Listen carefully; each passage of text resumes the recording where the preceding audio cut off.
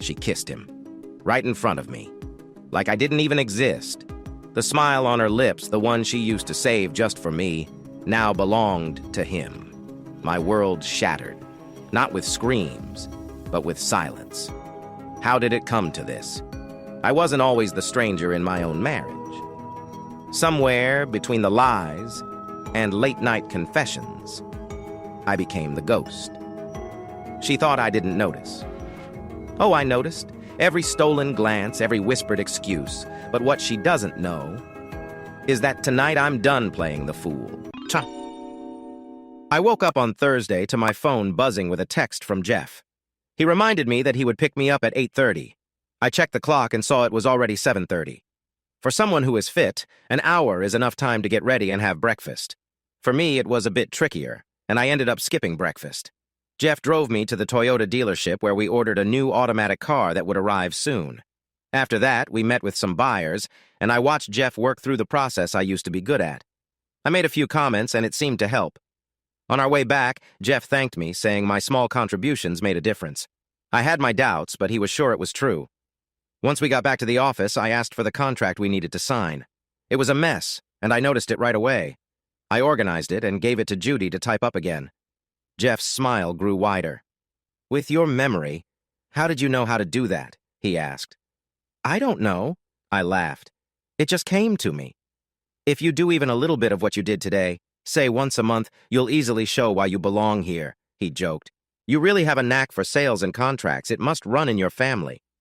"I don't wear those," I replied playfully, even though Trish had bought me some. I reminded him that I wouldn't be working full-time for a while. I needed to get my life in order first, but I promised to help whenever I could. I took a taxi home, feeling much more cheerful, and stopped by the gym for 30 minutes of good exercise. While I was getting dinner ready, David called to see if I was coming out with the group that night. I said I would join them if I could get a ride. By 9, we were sitting in our usual spot when Colin and then Keith came in. I felt like there was a reason for our get-together. After everyone got their drinks, David started, "While you were busy with your things," he said with a friendly smile, "we've all been working hard." "Good," I replied. "I'd hate for any of you to be doing nothing. After all, you have plenty of time, right?" They understood my humor and knew I appreciated their efforts. Colin spoke next. "I talked to York about your missing person file. It's still open, so I told them you had been found but had gone through a tough situation. I asked if they had any news about your last day. They knew the basic details. I have a contact there, and I mentioned I was looking into the case, which helped me follow up on the file in a proper way." He smiled at how clever he was. "This meant I could visit Fanshawe. I took a detective with me, and we went there on Saturday morning. He wasn't very pleased to see us. The meeting was quite intriguing. I asked about the private investigator's report, and he said they only needed it for the divorce and that he had gotten rid of it. So I asked him who the investigator was. He couldn't remember. Things got interesting then.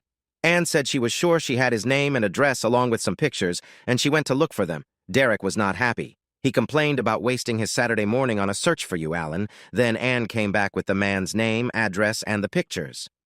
Colin placed them on the table. There were 4 photos. The first showed a couple having coffee. The second captured them sharing a moment. The third showed them at the train station, and the fourth showed them leaving a hotel. I looked at Colin, waiting for him to speak. "Well, that's you and the woman we're looking for." I glanced at the photos again. So this was how I looked. "Yes," David said very seriously. "You were a good-looking guy. At least that's what the women I know say. That situation cost you a lot." "So what should we do with these?" I pointed at the photos. "I've already sent digital copies to our friend in Sweden," David said. He was pleased. "It looks like we might have some success there." He smiled encouragingly. "Anyway," Colin added, "I searched for Fanshawe's investigator in the registry when I got back to the station. But he wasn't there. I visited the address, and it turned out to be a fast food restaurant. He's retired. I've asked York to find him and see if he still has his records." David took his turn to speak. "The Swedish man is on the case. He has a lot of names to go through, but he has the pictures now, so we wait." "From these photos," I said sadly, "it looks like I had a relationship with this woman." "Don't jump to conclusions," said David. "Let's find out for sure." On Friday, I was surprised to get my new car. The manual was so thick and complicated that I thought I might need a degree to understand it, and I was sure there should be a test after reading it. I skimmed through and chose the quick guide instead, which told me what I needed to know. My memory was returning. I recalled university mostly for the work, but there were also memories of gatherings and meetings in pubs. I drove around until the car felt like a part of me. Then I visited Jeff. After that, I went to my physiotherapy session. My physical recovery matched my returning memories. I felt good, although I ached all over. On a whim, I called Trish and suggested I come to Newcastle the next day. "Are you checking up on me?" Trish asked, jokingly. It felt lighthearted, but stung a bit. There was a brief silence. "Oh, Alan, that was thoughtless of me. I'm sorry. You have every right to check, and I know you wouldn't just do it for fun." "It's okay. I shouldn't be so sensitive. Maybe I won't come after all." "Oh, no. Please do come. I've missed you terribly these past few days." Tim asked me out again, but I said no. I told him it was a mistake and that my boyfriend was not happy about what happened. This seemed to scare him. She laughed. "I have been faithful every night, though I did have a moment where I almost broke that," she admitted with a playful smile. "You're a troublemaker," I said jokingly. She grinned and replied, "I knew you'd say that." I wasn't up to driving to Newcastle, so I decided to take the train. My memory was a little unclear, but I knew where I was going. When I got to Newcastle in the afternoon, Trish greeted me warmly after her early shift. When she opened the door, it was clear she had been looking forward to my visit. She was dressed casually, and there was a sense of excitement when she welcomed me. We shared some laughs and enjoyed being together. Trish, always playful, made a light-hearted suggestion. I hesitated at first, but decided to go along with her fun mood. We both laughed as the atmosphere changed to something more relaxed. Eventually, we got comfortable and continued our day without overthinking things. "Are you going to face the results of your choices?" I asked. She didn't answer, but changed her position slightly, creating a moment of closeness between us. After a brief pause, we exchanged a meaningful look. There was a silent understanding, but neither of us spoke. Later, as we got ready to go out for a meal, the mood between us stayed easy, but we both chose to avoid talking about what had just happened. I wondered what she truly felt, but I couldn't find the right words to ask. Still, Trish seemed happier, even though she said she felt a bit uneasy about the earlier events. We had a nice quiet evening, enjoying our meal and a few drinks at a bar before heading back to her flat. That night, we lay close together, feeling each other's warmth.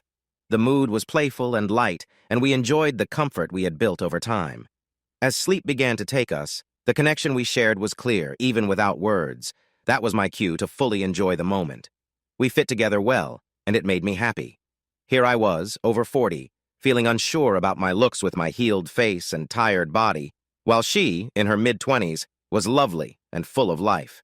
This made it hard for me to think that she could stay with me or be loyal, so I struggled to understand why she felt guilty about her past with Tim. I shared these thoughts as we relaxed together. Then she began to think out loud. "When I was 18, I fell in love for the first time. I was all in, but he ended it after a few weeks. It felt like I was used, and I felt so embarrassed when he bragged about our time together. After that, other boys showed interest, but those connections didn't last long. About 6 months later, I liked another boy, but it ended the same way. I was just 19. I enjoyed being in a relationship, but I felt sad after getting hurt twice. That's when my best friend started taking me out on Saturday nights. She talked about relationships and how important friendship is. It made me think if boys could act like that, why not girls? Then I met you. You needed me, and I liked feeling needed. It's just part of who I am as a nurse. Our relationship grew in a different way, without focusing on physical closeness. In the past, I usually cared a lot about looks, but with you, it was different. Seeing you work through challenges brought us closer, and I started wanting a deeper bond. I thought I understood what our relationship would be like. But then, when we came together for the first time, it felt special. I felt valued like never before. Our time together became a real expression of love, and I found that sharing love this way was so much better than my past experiences. Now, being near you means showing my love in every way I can, and I know you feel the same. I know it's unlikely we'll be together forever, but right now it's all about love.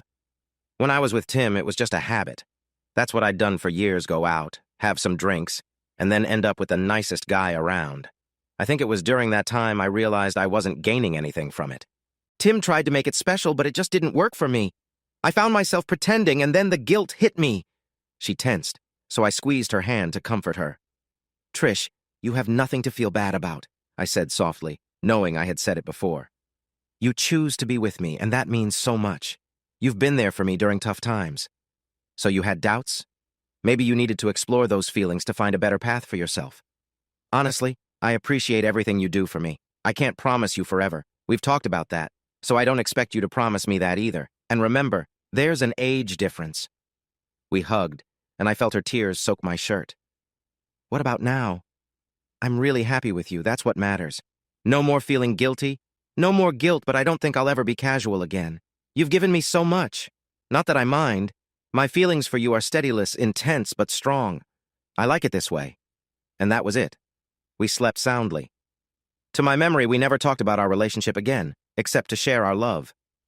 On Sunday morning, we were woken up by the phone. It was David. Sorry to wake you.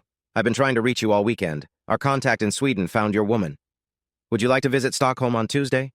I didn't need to think for long. David said he would handle the flights and hotel. Your friend is living in Västerås, just about an hour from Stockholm. I'll fill you in on the details while we travel. I'll tell you the flight time tomorrow. You'll be back the next morning.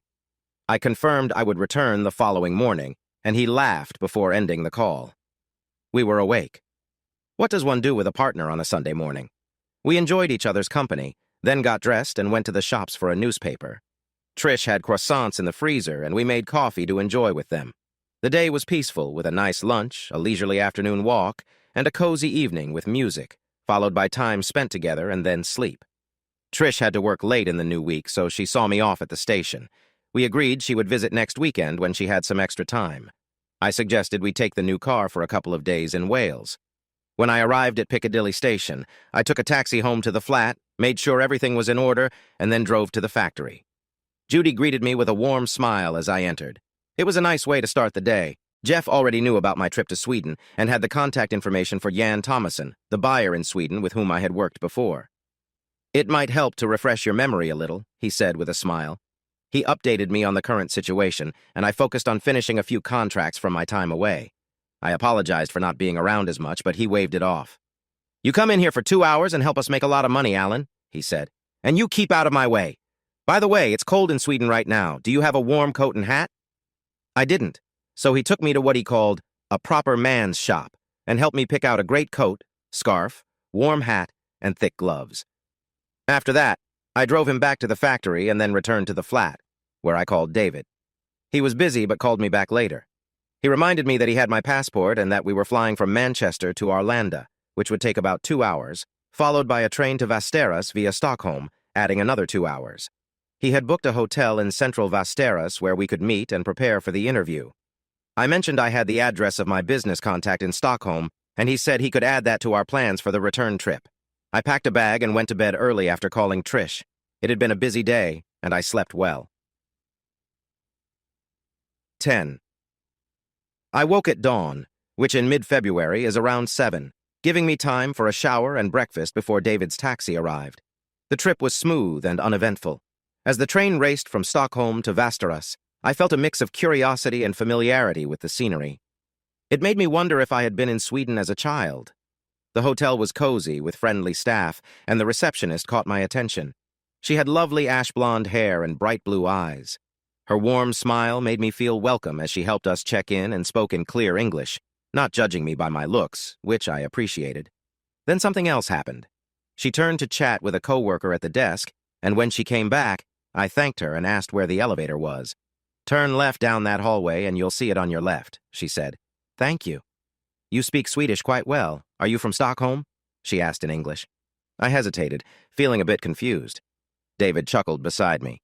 He didn't know he could speak Swedish, he told her.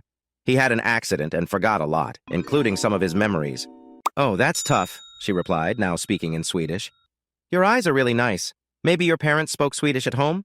You sound good when you speak it. I stuttered that I wasn't sure, but my parents were Swedish. Well, she said, if you need anything, just ask for Greta. That's my daughter's name, I replied. Oh, so you have a wife and kids? I have kids and an ex-wife. I'm sorry to hear that. If you need anything, just let me know. David asked what we were talking about, and when I told him, he nudged my arm while we went up in the elevator. You've got a fan? He laughed. When she said anything, she really meant it. I could see it in her face. Patricia, I said, trying to stay serious. Okay, I get it, he said, still laughing. I just thought Greta could be a great chance. Trish is my best chance, I said, trying to keep things light. She's plenty for me. We were just saying that you're not the cheating kind. You seem very loyal. It must be in your nature. Once we got to our rooms, I asked him to stay a bit longer for a drink and to plan our next day. Our private investigator, Mr. Hultman, had already set up a meeting with Mrs. Alsvik for the next day, so we needed to call her to confirm the time. David made the call, and we arranged to meet in the hotel lobby at 10:30. He was thankful that she took the day off work to meet us. After he hung up, we talked about how to approach the meeting. "What do you think is the best plan?" David asked. "Well, you're the lawyer. This is your area of expertise," I replied. "All right," David said with confidence. "We could start by asking her what she remembers about that day, and then take it from there. She might not recognize me. If she was involved in what happened to me, we need to be careful. Let's give her a chance to tell us what she knows first. We can ask questions softly and wait to share who you are until we know more." I thought this was a good idea. We finished our drinks and headed to bed for the night. The next morning after breakfast, I took a quiet walk in the snow.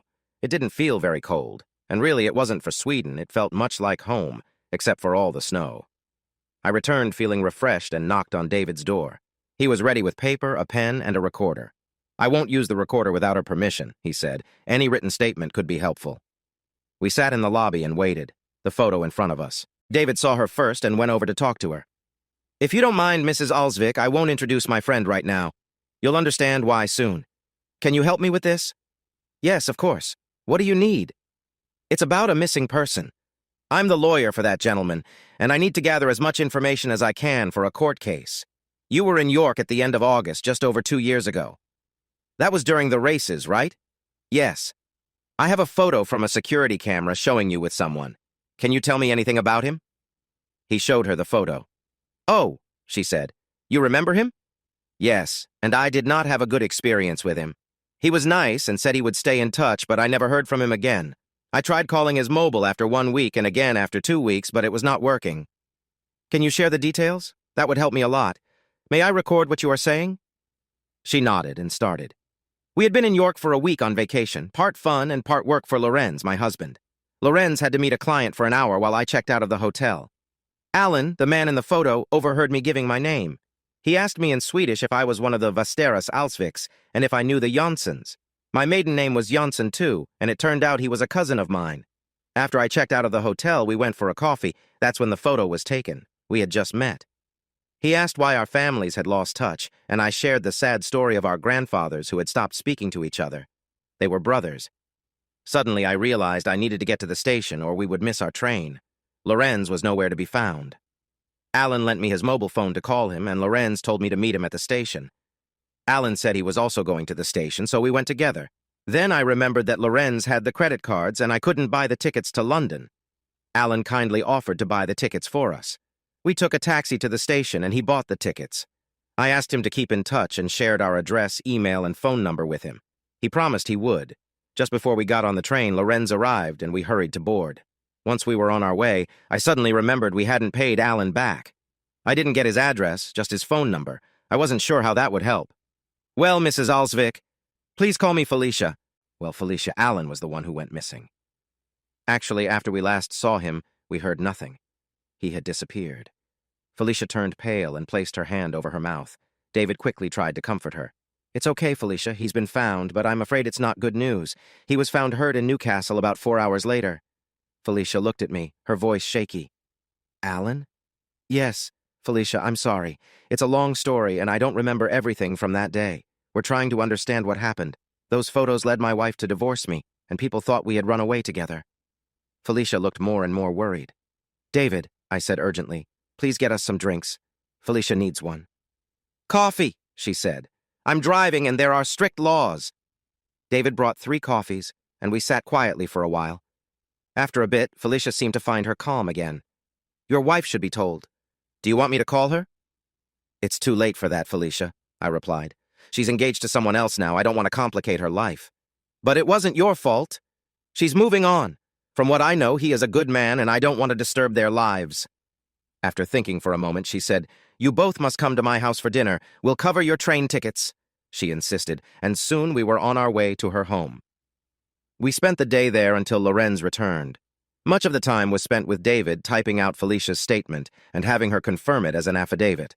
Lorenz did the same with his story. They wanted to hear everything about my life since we met, and I found I was getting better at telling it. They were happy I had found Trish. even though my connection with her seemed short. In return, Felicia shared her family history, eventually telling the story of our grandfathers. It turned out my grandfather had been engaged to a young woman, but when he went away for work, he came back months later to find his brother, Felicia's grandfather, had married her instead. The brothers never spoke again. My grandfather left Västerås, eventually marrying and moving to England, where he had one son, my father, but no more children. The families lost contact completely. Much later, I found out that my father had visited Sweden when he was young and met my mother there. After a short romance, she moved back to Britain with him. My parents took me to Sweden several times to see her relatives, but I lost touch after her passing. Since I spoke Swedish quite well, they must have spoken it at home. We said goodbye to Felicia and Lorenz, promising to keep in touch. I assured them I would make it home safely, and this time they had my address and phone number, and I had theirs. After we got back to the hotel by taxi, we went to the bar for very expensive drinks. Nothing fancy, since all drinks in Sweden are pricey. It was time to think about what we had learned. We agreed that Felicia and Lorenz had solved one mystery. She wasn't leading me into a risky situation. I also hadn't been in any wrong relationship. However, we still didn't understand the reason for my earlier trouble, which seemed like a simple mugging, complicated by my sudden arrival in Newcastle. "There's another thing," David said, sipping his beer. "The CCTV footage doesn't show Lorenz at all. Why? He must have passed through the station and met up with you both. Why didn't the private investigator find those videos?" "If you think about it," I said, "the investigator would have checked the hotel footage first, and by then Lorenz would have left. He wouldn't have searched for another person. He would have stopped when he found me and Felicia at the booking office. Lorenz met us briefly there before they went off to the train. The CCTV might have missed him completely. Colin mentioned that the cameras only take pictures every few seconds, so it's not continuous. It's too bad. It would have helped Derek and Anne if Lorenz had been seen with Felicia and me." "Unlikely. The chances of Anne finding you in Newcastle were low. Remember, you had no ID on you and weren't easy to recognize." I had to agree, so we had to accept the situation as it was. The next day, we headed home. It was a particularly cold day. We visited Jan Thomason, the buyer I had previously worked with in York, at his office in Stockholm. He was concerned about my condition and offered his sympathy, but he couldn't help much. He had left the hotel earlier that day and didn't see me, as he was at the races. He did confirm that I had not been with any women during my stay at the hotel. At least I had 3 witnesses who said that I had been faithful to Anne. That information wouldn't change my situation. It wouldn't help with the upcoming divorce. If I were to confront Anne and Derek now, I would face the difficult choice of how she would react to my new situation and have to decide between Derek and me. I thought about this many times, and it just wouldn't work. The divorce should go ahead. I hadn't even met the woman yet.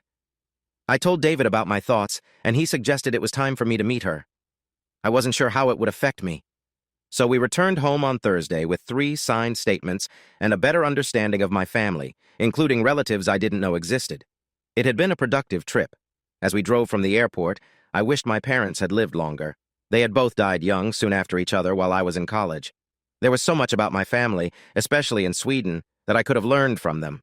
Young people often do not think much about family history until it's too late. Now, all that knowledge is lost to me. On Friday, I felt tired when I woke up. The past few days had been very emotional, and my body was reacting to the stress. Still, I got out of bed, showered, shaved, and had breakfast, determined to keep going. I drove to work and got there before Jeff, going over the plans for our latest projects by the time he arrived. He was eager to hear about my trip to Sweden, so I shared everything with him. "Well," he said when I finished, "at least this woman didn't get you into anything bad. I'm glad Jan Thomason confirmed your honesty. Not that I doubted you. When do you plan to meet Anne and share your thoughts?" "I haven't figured everything out yet, Jeff. I need some time to think about this new information. My instinct is to let her live her life. Telling her she was wrong about me might just hurt her." "But Susan thinks you should meet your children. They deserve to know you, Alan. You must agree." "Yes, I want to be part of their lives again, but I need to be careful. A few more weeks won't hurt them. After the final divorce papers, I think then would be the right time.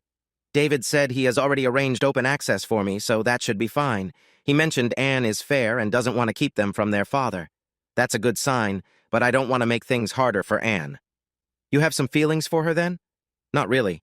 I wouldn't want to complicate things for her or anyone else." "That's fair." We shifted our focus to work and worked together for the rest of the day. I had thought about skipping my physiotherapy session that morning, but after a good day, I decided to stick to my workout. It was helpful, as always, and I felt it in my body. On Saturday, I woke up later than usual, around 10. I decided to go for a walk in the peaks. I drove to Kinder Scout, ensuring to walk for half the time I wanted to stay there, so I could enjoy the same amount of time on my way back. The journey to the destination was all uphill, so the return trip was downhill. I had planned to think deeply during the hike, but my mind was mostly focused on the hard work of walking. The chilly air and strong wind pushed against me, and when sleet hit me sideways, I had no choice but to concentrate on the weather and the challenge. After my outdoor adventure, I drove home and realized I had taken the route automatically, which was a nice surprise. As I settled into my favorite armchair, enjoying the warm sunlight coming through the window, I felt a wave of happiness. I started to think about my life since returning to Manchester, where my friends looked to me with great hope. I found myself seeking meaning in my struggles and trying to understand my situation better, which included trying to connect again with Anne, who was still a mystery to me. Through this time, Trish had been my strong support, always encouraging me. A thought started to form. Maybe we should think about making our relationship more serious. I had considered reasons why that might not work, but after talking about Tim recently, I wondered if she was ready for a closer connection. I thought our time in Wales might help us figure things out. Still, I reminded myself I was happy with how things were for now, temporarily setting aside thoughts of New Zealand. I realized I needed to get more involved in my work since it was my own company. My physical health was getting better. I rarely needed my walking stick unless I was tired. Even though I still felt some discomfort, my physical therapy and gym visits were helping me strengthen my body. Mentally, my memory was improving in bits and pieces, especially my short-term memory, although I still depended on Jeff for reminders. I found it hard to recall memories of Anne and the kids. I could picture a family enjoying time in the backyard at Cherry Tree, but it was more about the games like catch, frisbee, and cricket than how they looked. Sometimes I remembered bits of school life, like Greta's exam results or a field trip. Yet I struggled to remember emotional moments with Anne or gestures of love, which puzzled me. I still believed these memories would return one day. By the time I finished reflecting, it was dark outside, and I felt much better. There's something nice about watching the winter sun go down, with the cold night air kept out by the warmth of my flat. I decided to make a sandwich for dinner and brew some tea. I had just completed this when my phone rang. It was Trish calling from work. "Alan, I have something to ask you." My heart dropped. What kind of disappointment might this bring? "Well," I replied, worry clear in my voice. "Hey, try to be positive. I wanted to ask if I drove over tonight. Would you mind?" My mood lifted immediately. "I'd love that," I smiled. "It'll be very late, around 1 or 2 a.m. "That's fine. Just use your key. I won't lock the door." I went to bed and fell asleep quickly. I vaguely sensed someone beside me, but I dozed off again before I could think about it. In the morning, I woke up early as usual and found her sleeping peacefully next to me, a soft smile on her face. I left her resting and went to get a newspaper.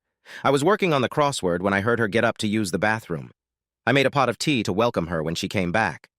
I was getting back into bed when she suggested we get up and head to Wales after breakfast.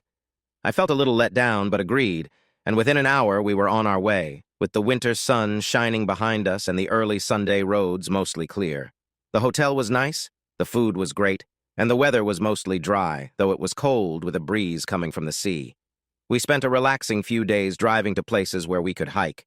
We went to the coast, bundled up against the chill, and walked along the beach, enjoying the view and sound of the waves. It was, she said, almost as cold as Tynemouth. We returned to the hotel in the afternoon each day and spent the time before dinner enjoying each other's company in the cozy bed. There's a calmness between couples who connect well and don't feel the need to impress each other. We talked about many things but often sat in comfortable silence. I think that was what really touched me. We were comfortable around each other. She had mentioned she was done with casual relationships and wanted something serious. Anne was getting married, and even though we were at different stages of life, it didn't bother me if it didn't bother her. So, at dinner on Tuesday night, our last evening before going home, I decided to ask her about making our relationship more permanent when she interrupted me. "Alan?" I looked up from my seafood meal. "I need to tell you something. You know I said I wanted to join my family in New Zealand? Well, now that you're back in your hometown, I've decided to plan my move. I've started the process already, but I needed to tell you as soon as possible." The news hit me hard, and my surprise was clear. "Oh, no, Alan," she said softly. "I didn't mean to upset you. I thought—" I took a breath and held my composure. No, Trish, it just shocked me to hear it so suddenly. I guess I should have seen it coming since you mentioned it before, but it felt like a surprise. I didn't know it would happen so soon. Alan, if I thought you would want to come with me, I'd consider marrying you. Do you mind if I say this? I shook my head. But I know you won't leave this place. You care too much about your work and the people there, and your children need you. I understand you want to spend time with them, but I need my family around me too. My parents are getting older and will need me. My father has already had a health scare. Will you be all right? Trish, my dear, I was surprised because we have built such a strong bond. I have thought about marriage too, but here, not in New Zealand. You are right. I can't leave behind the life I've just found, though it will feel empty without you. You mean so much to me, and I owe you a lot. At this, tears filled our eyes, and we finished our meal quietly. Then we went to our room where we hugged tightly. We held on to each other, appreciating the closeness we shared. Alan. Yes, my dear. It'll be a few weeks before I leave. Can we stay as we are until then? Of course. I want to enjoy every moment with you until the time comes. She sniffled, her eyes glistening. There's one more thing. Yes? If someone else comes along, another woman, don't push her away just because of me. Promise me you'll give her a chance. Trish, I said with a laugh, I think that's rather unlikely. It's a fairy tale, you know. She chuckled through her tears. You are far from a fairy tale character, my friend. You have power. You run a business. That draws people in. Why do some not-so-attractive men end up with beautiful partners? It's about power, and you are also very successful. I laughed. So, you think they'll only be after my money? Alan, once you connect with someone, they will see more than just your wealth. Trust me, you are charming, but yes, your success will catch their eye. I chuckled. We regular guys can't compete with your cleverness, can we? She playfully tapped my arm. Stop it, she said playfully. You can hold your own. I might need to after you leave. Cheeky! Our laughter lightened the mood. Wednesday morning arrived wet and windy. We had breakfast early, and after I paid the bill, we left for home by 10. I drove since Trish had been behind the wheel during our trip to Wales. She enjoyed the car, but as she had a long drive back, I insisted she take it easy. We managed to have lunch at home before she headed off. Don't forget, Alan, she smiled as she got into her car. If a nice young woman shows interest, go for it. That's an order. Same for you. Don't feel bad if you reconnect with Tim. Her smile flickered for a moment before returning. No more casual dating for me. You'll do until I leave, but I'll explore after I get back home. If you find someone, you won't forget me before I leave, will you? I promised her she would always hold a special place in my life until she went, and she seemed relieved. I leaned in, and we shared a meaningful kiss before she drove away. After she left, I felt a bit lost, so I got back in the car and went to the gym for a good workout. My trainer was pleased with my progress, and I returned home feeling relaxed and happy. On the way back, I picked up some curry from a nearby takeaway. While eating, I watched the evening news. I noticed the poor use of English and some bias in the reporting. After the news ended, I turned off the TV, played some music, and reached for a novel I had bought in Conwy. Before I could start reading, Jeff called and asked if I would join them the next day. I assured him I would be there and added that he would see me on Friday too. After our conversation, I opened the book but couldn't concentrate. My mind kept drifting to Trish and her new life in New Zealand. She had been my support for a long time, the one who helped me build my confidence. Trish was always there to lift my spirits when I needed it. Now that she was leaving, I felt nervous about being on my own. I knew I would manage, but the thought of solitude made me uneasy. Even though Trish always encouraged me and showed me care, I realized how much I would miss her. She might have thought I would easily find someone else, but I doubted that. As I thought about her departure, feelings of sadness overwhelmed me. I felt a sense of loss, but I reminded myself that our relationship was never meant to last forever. At least we understood each other, and she had given me time to accept the change. I felt grateful for her thoughtfulness, even though it made saying goodbye harder. I tried to focus on work. Jeff wanted me to manage contracts and oversee sales. I thought about my situation. I had a few challenges with my appearances, some scars and uneven features, but I was learning to accept them. I chose to embrace my baldness and decided to shave my head, wearing a hat instead. Though I dealt with some discomfort, I was thankful for the progress I had made through physical therapy and exercise, which had really improved my muscle tone. I had a six-pack, but it was marked by scars from an operation I had early in my hospital stay to take care of some damage from a past incident. My short-term memory was getting better, and my long-term memory was slowly returning, although it was still a bit unclear. My speech was slightly slurred, and my thinking was slower than I wanted, but it worked. I found myself being forgetful, misplacing things, and losing track of what I was searching for. I often found it hard to keep track of my thoughts and would forget what I was talking about. These problems weren't good for making sales. What I was good at was writing and improving contracts. I remembered being strong in negotiations. I decided to talk to Jeff about this before risking any deals. His trust in my skills was helpful, but I needed to hear a practical opinion. The next morning, I shared my thoughts with him and then waited for him to respond. He leaned back in his chair, looking thoughtful before he spoke carefully. What you really need is a good personal assistant. Someone independent who can manage things and meet your needs, he suggested. I thought about it. That sounds right, but a consultant doesn't always need a PA, do they? True, but you won't be able to keep a low profile for much longer. As managing director, I can make any decisions I want, he joked, then became serious. Your PA will need to know who you are and keep it a secret. So? I replied. He quickly changed the subject. How are you and Patricia doing? I explained everything, saying that we were giving each other space while still being together until she left. Is there any chance you might get back with Anne? He asked. I answered a bit sharply. I don't see how that's important, but since you're curious, she's getting married to someone else. So, no. Jeff seemed strangely relieved, even though he was part of the effort to bring me back with Anne. The reason I asked is that I know someone who could be a good match for you, but it might get complicated. I didn't want to cause any trouble with Patricia or Anne, he explained. Wouldn't it just be a professional fit? It's usually better not to mix work with personal matters, I pointed out. Usually I agree. In fact, that's my standard rule, but you're a different case, Alan. This person would need to understand you well. She would be traveling with you, sharing meals, and spending a lot of time together. She would need to know your challenges, he added quickly. He paused, making it clear what he meant. I don't think that's a good idea, Jeff.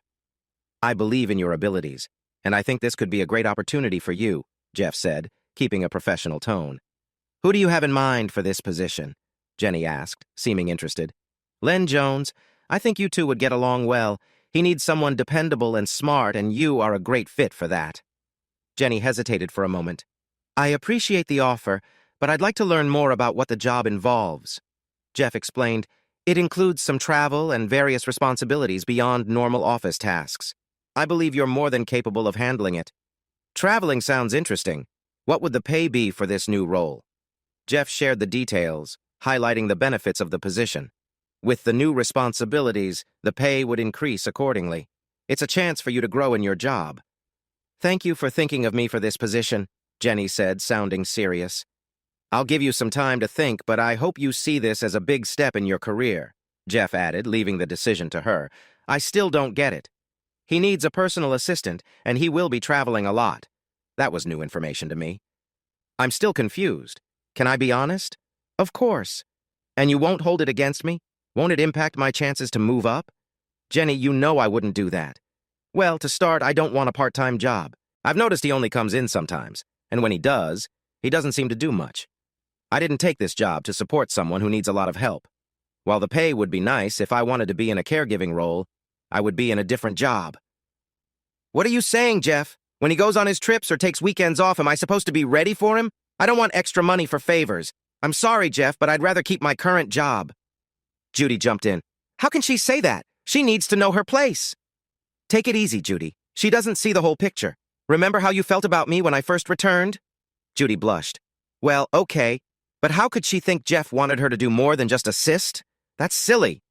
Listen up, I said firmly, as we were missing a discussion in the next room. And there's more to him than you think. Do you know how much he has saved the company since he has been coming in now and again? $500,000, that's how much.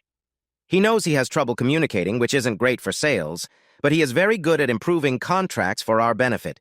He understands the business well, but he sometimes forgets things or loses focus. So he needs someone to help him remember, assist with sales, and support him with contracts. You would go with him on his trips to help with these things and that alone. When he's not there, you would handle follow-up tasks and any other work that needs doing. Silence followed. So, do you need more time to think, or should I look for someone else?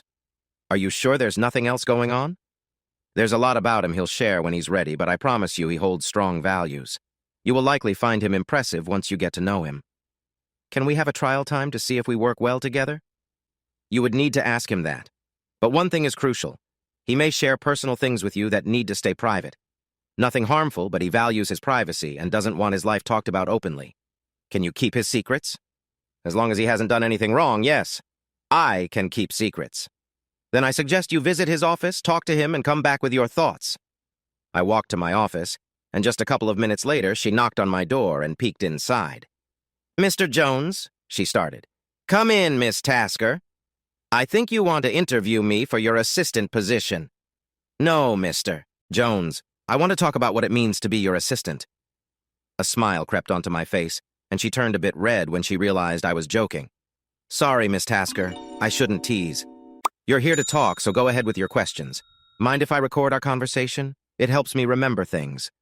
Please call me Jenny, and no, I don't mind being recorded." "Okay, Jenny. Just let me know if I'm being too informal. We can discuss what you can call me later. Please continue." "Well, Mr. Jones, I haven't seen that I'd have much to do. You come here occasionally, and honestly, you don't seem very busy while you're here. Jeff says you've saved the company money, but I'm not sure how. So you think I might need more than just an assistant?" She turned a little red again. "Oh, no, this isn't going as I planned. Actually, it's going quite well. So you want to understand how you'll be used and what your tasks will be?" "Yes. And you'd like to know more about me?" "Well, listen, Jenny, there are many uncertainties that will affect your choice about this important job. There are more important things than just a bigger paycheck, right?" She looked thoughtful again. "You seem to know what I'm thinking, Mr. Jones. Here's the deal. I'll give you all the details you need, maybe even more than you expect. But if anything I tell you gets out to anyone here or to your friends, I'll have to let you go right away. That will be part of the agreement. Do you understand?" She nodded, looking a bit worried.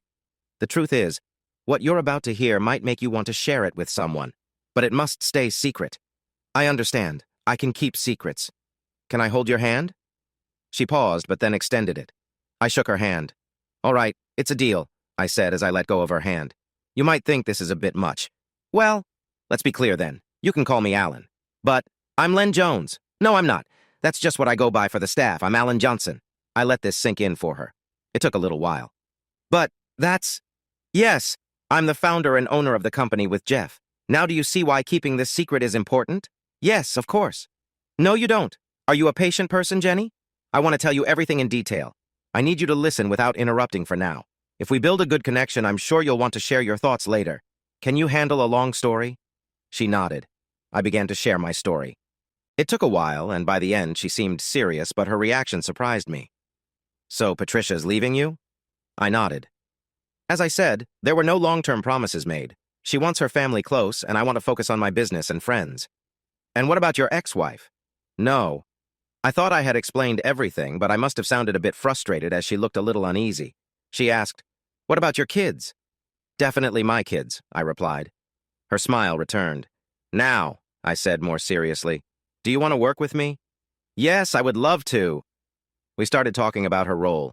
I made it clear that I needed not just someone who helps with memories, but someone who can share ideas and bring new thoughts. She would take care of our sales presentations. I told her that Jeff appreciated her original thinking, and I did too. She admitted her technical knowledge was limited, but I assured her that wasn't a problem. "Jeff mentioned we would have some travel," I added. "He hasn't shared all the details yet, but I think so. Is that a problem?" "Do you need to check with someone?" I asked, curious if there were any conflicts. "No, I just wanted to check my passport. One last question." "Sure, go ahead." "Why Len Jones?" That was Jeff's idea. He thought if he accidentally called me Alan, it would sound close enough to Len to avoid confusion. Plus, Jones is similar to Janssen, and I still respond to that name. She laughed. "I promise to keep your secrets, Alan. I understand your situation with your ex-wife. By the way, where will I be working?" I hadn't thought about that, but my office was big enough for an extra desk and the equipment she would need. She seemed happy with the plan, and I was excited about working with someone so engaging. So we went back with Jeff to finalize her salary, and it ended up being doubled. "To keep you quiet," Jeff joked while I stayed silent. "By the way, my assistant mentioned I'd be traveling for work," I told Jeff. "Oh yes, I meant to tell you. Canada in 3 weeks, Vancouver to be exact, then Germany 4 weeks later. There will be some local trips in between. Can you manage that?" "Yes, boss. I'm excited to join your sales team." Jenny looked a bit surprised, but quickly joined in the laughter. Jeff turned to her. "Since you'll be spending a lot of time with Alan, why not let him take you out for dinner this weekend if you're free?" "Isn't that really up to Alan?" she replied with a playful smile. "He's just a little shy," Jeff said, glancing at me. "All right," I said quickly. "Jenny, would you like to have dinner with me on Saturday evening?" "I'd be delighted, thank you," she said happily. The next day, Friday, Jenny moved into my office. There was some talk around the office, but we did not pay much attention to it. Everything would be clear soon. We set up her workspace with a computer, printer, fax machine, and scanner, and then we started looking over the new orders and discussing what was needed. It was a good day, and we felt happy with what we accomplished. In the afternoon, I got a call from Colin. He told me about something happening with the private investigator in York and suggested we visit him. I agreed without thinking much about Jenny's plans. We were set to travel there on Monday, hoping to come back the same day. Jenny assured me that she had plenty to keep her busy and that I wouldn't be missed. She was very capable. That evening, after Trish got home from work, I called to tell her about my new project. I could hear some jealousy in her voice, but she encouraged me to go for it. I mentioned that work friendships could get tricky when personal feelings got involved, which made her laugh. That reaction annoyed me a little, reminding me of how things were at the hospital. On Saturday night, my taxi picked up Jenny from her apartment. I was surprised when she opened the door looking very put together. Her hair was nicely styled, her coat was elegant, and she wore mid-height heels. Her makeup was subtle but enhanced her features well. When we reached the restaurant and she took off her coat, I noticed her little black dress, which suited her style perfectly. I felt eyes on us from other diners, especially from the men, who seemed curious about how someone like me could be with someone so sophisticated. We had a nice, relaxed evening, connecting as friends and colleagues. We shared laughs and talked about our families. She told me about hers while I shared stories about my friends in Sweden. We discussed our interests in religion and politics, keeping the conversation friendly. We found that we had many common interests. We both liked to walk. She jogged every morning while I worked out at the gym. She enjoyed classical music and theater. I liked classical music but realized I had never been to the theater before. It sounded interesting, so I planned to ask friends for suggestions. Overall, we clicked well. She asked about my injuries and how people reacted to them, while I was curious about her experiences with men's attention. She mentioned that sometimes it felt overwhelming, noting that the most confident men often came off as too much and assumed she would like them, while nicer men seemed shy around her. I joked that she was lucky to meet someone like me, and I was glad she laughed instead of reacting awkwardly like some others did when I teased about my looks. I asked if she wanted to go somewhere else after, but she chose to go home. When the taxi got to her apartment, we thanked each other, smiled, and said goodnight. I waited in the car until she was safely inside. I felt hopeful about the bond we had. Sundays were always my day to relax. I slept in and took a walk, eventually arriving at a church as the service began. Unfortunately, I found it unwelcoming, the music dull and the sermon confusing, so I decided to leave. I picked up a Danish pastry and a newspaper from the local store and went home to enjoy coffee while reading and doing the crossword puzzle. In the afternoon, I walked around the neighborhood before making my Sunday dinner. I remembered how my family always had meals together on Sundays, whether at home or out. The smell of cooking made me think of this and inspired me to reconnect with my children someday. In the evening, I began packing for the trip to York. Although we planned to return the same day, Colin suggested taking an overnight bag just in case. At 11, I called Trish. "How did your evening go?" she asked, sounding curious. "Very well," I said, not getting into anything personal. "The meal was great." "Come on, Alan, I want to hear everything." "Trish, it was a nice evening. We found we have a lot in common and I think we'll work well together. She's smart, resourceful, and kind. We had a lovely dinner and a good chat. I dropped her off at her place. No romantic gestures. She's a colleague." I could almost hear her thoughts through the phone. "Okay, I understand. But I'd feel better knowing you have someone in your life." "I've been thinking about that too. I believe it would be good for me to be on my own for a while. When I do meet someone, I want to be able to stand on my own." "Oh, Alan," she said with surprise. "You're more independent than many I know. Your determination has brought you where you are now. I know people who have faced less and still need help. I still think some time to myself after you've gone will be good for me." She told me she would be working extra hours due to staff shortages, but would be free a week from Friday for a long weekend. We agreed I would visit her then. "So you can get to know your little helper a bit better?" She laughed and hung up before I could reply. 12. "So who was that nice person you were with on Saturday?" Colin asked as we finally hit the M62 after a long drive through the Manchester suburbs. "You're not wasting any time, are you? A nurse in Newcastle and now this wonderful blonde, too. What's your secret?" he joked. Looks that way, I replied with a smile. Actually, she's my assistant, and it was just a getting-to-know-you evening. Lucky you, he teased. Anyway, how do you know who I was with? I have my ways, he said playfully, and we shifted our conversation to our plans for the day.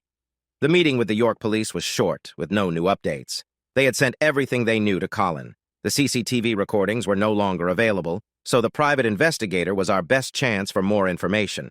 We decided not to tell him we were coming so he wouldn't have time to destroy anything important. Luckily, we obtained a search warrant for his home, which gave us his address and phone number. Detective Constable Harrop joined us for the visit. Neil Holt was out, but a friendly neighbor told us he would be back the next morning after visiting his daughter. We checked into the same hotel I had stayed at before and retraced my previous steps based on what Felicia and Lorenz had shared, but we didn't find anything useful. Later, we returned to the hotel for dinner and spent the night at the bar.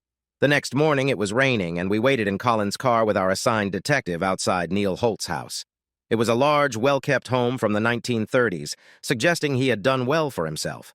We listened to the radio and the rain tapping on the roof. At 10 o'clock, Mr. Holt arrived with a woman we guessed was his wife. We let him go inside before knocking on the door after another 10 minutes. Here we go, said Harrop. We knock, he answers. We ask about the case, he denies everything. I show him the warrant and remind him how police searches work. They often find more than what's being searched for. He'll let us in and share some information. Want to take a bet? We passed on the bet, and he was right. Like our Keith Cuthbertson, Neil Holt was an unremarkable man. Average height, average weight, an ordinary coat, nothing special about him. His innocent-looking face hid an unfriendly attitude. He stepped back to let us in, revealing a clean and well-kept home, clearly looked after by either him or his wife. He guided us into the kitchen and then out to a room connected to the house. We exchanged worried looks, knowing such rooms could be damp and ruin evidence. However, this one was dry and had carpet, with filing cabinets along one wall and a narrow table in the center. We stood against the opposite wall while Neil Holt stood by the cabinets. We believe you took these photos from the CCTV tapes, Colin started, pulling out the photos from his bag and placing them on the table. Holt looked them over. I paid to use the tapes and copied them, Holt argued. Then it seemed he realized he couldn't keep avoiding the topic. He pulled a folder from one of the cabinets. This is the Janssen file, he said. It has the tape inside, but the letters are gone. I think the original letter from Mrs. Janssen is in there. It has all the footage I thought I needed, he added, almost as an afterthought. We looked at the folder. Indeed, there was a tape and a letter inside. Dear Mr. Holt, we wish to engage your services to find information about the activities of my husband, Alan Johnson. The letter went on to explain my schedule, including the hotel details and the dates. He has gone missing since leaving the hotel, and we are worried about him. Any information would be very helpful. The letter ended in a usual way, signed by Derek and Anne. So, what did you do? Colin asked. I reached out and agreed on terms. They were quite generous. I think the hotel receptionist said Mr. Janssen and the woman were close. You can see that from the photos, I replied. You want us to make a copy of this? Colin asked, not addressing the comment. No, just keep it. What did you put in your report? Harrop asked. I can't remember. I believe it was a standard report. You know, seeing a husband with another woman, some photos. It's usually what people look for. I thought the man who signed the letter was probably her partner, and they wanted proof against the husband. I've seen a lot of that in my job. We took our leave. Thankfully, the rain had stopped and the sun was trying to shine through the clouds. We went back to the police station and watched the video. It was regular CCTV footage, capturing frames every 5 to 15 seconds. I saw Felicia and myself at the reception, then leaving the hotel with our bags, followed by a different camera view of us in the lounge. The next camera showed us at the station, first alone at the booking office, then with Felicia and Lorenz, and finally the three of us on the platforms. The last frame showed me leaving the station with a man. Overall, the footage didn't show much more than the photos Holt had sent to Anne and Derek, except for the last parts. Why didn't he send those too? He probably didn't think they were important, Harrop said. If he thought they wanted proof of what you did, that picture wouldn't have helped. We'll look into it more and keep you informed. We thanked the police staff, returned to the hotel to gather our bags, and soon headed home. Colin took the evidence and suggested we all meet on Friday to go over it. I offered my apartment for the meeting, and he promised to contact the others if I brought the drinks. Wednesday was expected to be sunny. The night had been clear and the morning was fresh, but the sun shone brightly for a late winter day, making me feel good. When I arrived at my office, I paused at the door, surprised by how warm and inviting it felt. A vase of fresh flowers brightened up the space, and abstract paintings decorated the walls. The artwork was calming, though I couldn't tell who created it. Jenny welcomed me with a big smile that lit up the room. A leather sofa and armchair were set up to one side, with our 2 desks arranged comfortably. The filing cabinets were neatly placed against the far wall, and sunlight poured in through the windows. She looked happy as she searched my face for a reaction, and I smiled back at her. "Did you create this?" I asked, even though I already knew the answer. She nodded. "It's beautiful, Jenny," I said. "So warm and calming. Thank you. I could never have imagined this. Who painted the pictures?" "I did." I was surprised. She was very talented, and I wondered why she was working as a secretary in a medium-sized office. I decided to ask her about her story at the right time, clearly. There was more to her than I realized. "What a gift," I said, and her face gleamed with happiness. "I believe if our surroundings are nice and peaceful, it makes work easier. Life is already stressful enough. I hoped this space could bring some calm." "I see you are a real treasure. I'm curious to find out what other talents you might have. I know I will enjoy working with you. You've brought good energy into my life." "How was your trip?" she asked. I shared a bit about my visit and the things we had looked at. "Good," she said, her smile brightening. "You're making progress."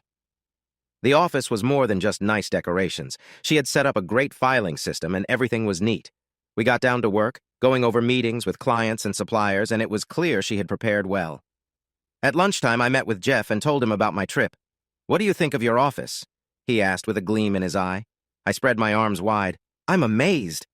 And I'm a bit jealous. If I didn't have Judy, I might be tempted to know her better." "Don't even think about it. She's my colleague. I think she'd be a good match for you. She seems like your type." "Let's keep it professional, Jeff." David called me at work to let me know that our group meeting at my place was arranged, and he mentioned that he had sent my finances to the court. The rest of the week was busy, both mentally at work and physically outside of it. I worked hard at the gym on Wednesday afternoon, and my physiotherapist praised my progress during our session. On Friday afternoon, I noticed Jenny appeared a bit distracted. "Is something bothering you, Jenny?" I asked. She looked momentarily puzzled, but regained her composure quickly. "Are you seeing Patricia this weekend?" "No, probably next week. She's working all weekend." "Well, if you're free on Sunday night, I'm going to a concert and I have an extra ticket. Would you like to join?" "What kind of concert?" "Halley Orchestra at the Bridgewater Hall. It's an Opus 1 concert featuring well-known pieces." "Well," I hesitated, curious if she was inviting me. She seemed to sense my pause. "You kindly took me to dinner and said you enjoy concerts, so I wanted to return the favor. No hidden agenda?" I had no reason to say no. "Thanks, Jenny. I would love to come." "Great. I'll pick you up at 6:40. "Do you—" "Yes, I know where you live," she laughed, and that settled it. By 8 that evening, 3 friends were gathered around my table with some bottled beer. We were enjoying our drinks. Colin and I noted that there seemed to be nothing new to learn from the film, except for the last part, which showed I didn't leave with Felicia. "Show us anyway," said Keith. "I put it on DVD," Colin replied. I loaded the video into the player and we watched in silence. The 3 of them agreed that the final part would change how we viewed the events, as the private investigator either kept that information back or was told to do so. After it finished, Keith said, "Go back to the station." I did, and played it again. "Stop there!" Keith exclaimed. The frame froze, showing Felicia and me getting a ticket with a few other travelers around us. "See that guy in the bottom left? I've seen him around here before. I have a good memory for faces. I can't quite place him."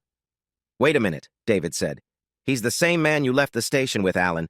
Go back to the hotel lobby, that part where you both walked out." I complied. "There," David pointed. "That's the same man, isn't it, Keith?" Keith nodded. "Yes, that's him. Now that's something I want to check into. It looks like he was watching you at the station. It may not mean much. There were plenty of people from around here at the races that week. He might have just been staying at the same hotel. It could be a coincidence, but I doubt it. Leave it with me." David waited until the other 2 had gone home to update me on the divorce. "I submitted the financial statement at the end of last week, but I haven't heard from Anne's lawyer yet. It's with the court, but I should have a copy." I did get another offer for settlement, which included Anne getting half the company and half of your total assets, along with a big increase in child support. I suggested we negotiate once I get her statement, but her offer was completely unreasonable. The house sale is worth a lot, and I can't understand why she's being so tough. I know she feels hurt by your choices, but this seems spiteful. She's with someone else. Anyway, I think we need to take this to court. I'll make a fair offer, which she will likely refuse, and then we can move forward. After David left, I cleaned up and went to bed early. I was woken up by a phone call, which annoyed me and prompted an apology from Trish. "I thought you were still with your friends," she said. "I went to bed early." "Sorry," she replied, and after a pause, she said she would call me the next day before hanging up. I felt guilty and called her back. "Sorry, Trish. David just updated me on my divorce, and it wasn't great news." "How about the rest of the week?" I asked. "Very good," I said, feeling more alert. "The trip to York didn't lead to many answers, but Jenny is a great new team member. My office looks amazing, art, flowers, comfy chairs. It truly feels like home." "Where is she taking you this weekend?" Her question surprised me. "How did you know?" "Alan," she said calmly. "She likes you. Believe me, you're a good-looking guy, even with your scars. I think she's just being polite because I took her to dinner." Her laughter was bright and loud. "Alan, you're so innocent. She might act professional, but I bet she's interested." "You don't mind?" "Why would I? I won't be here much longer. Still, I want us to keep things professional. I mean it, Trish." "You might," she laughed.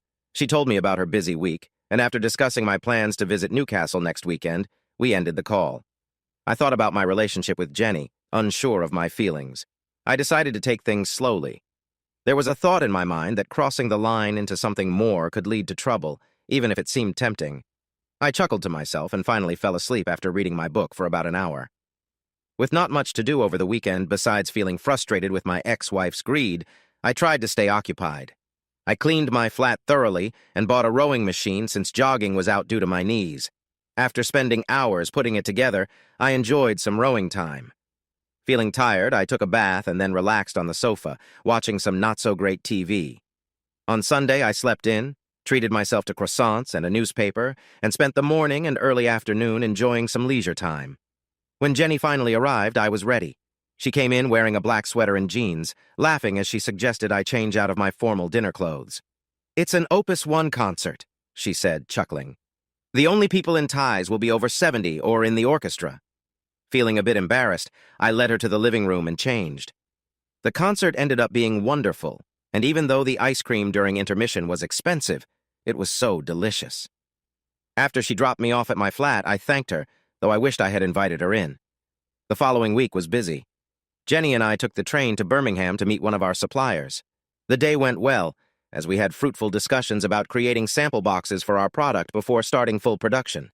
I think it was Jenny's skills in negotiation that helped them come to an agreement.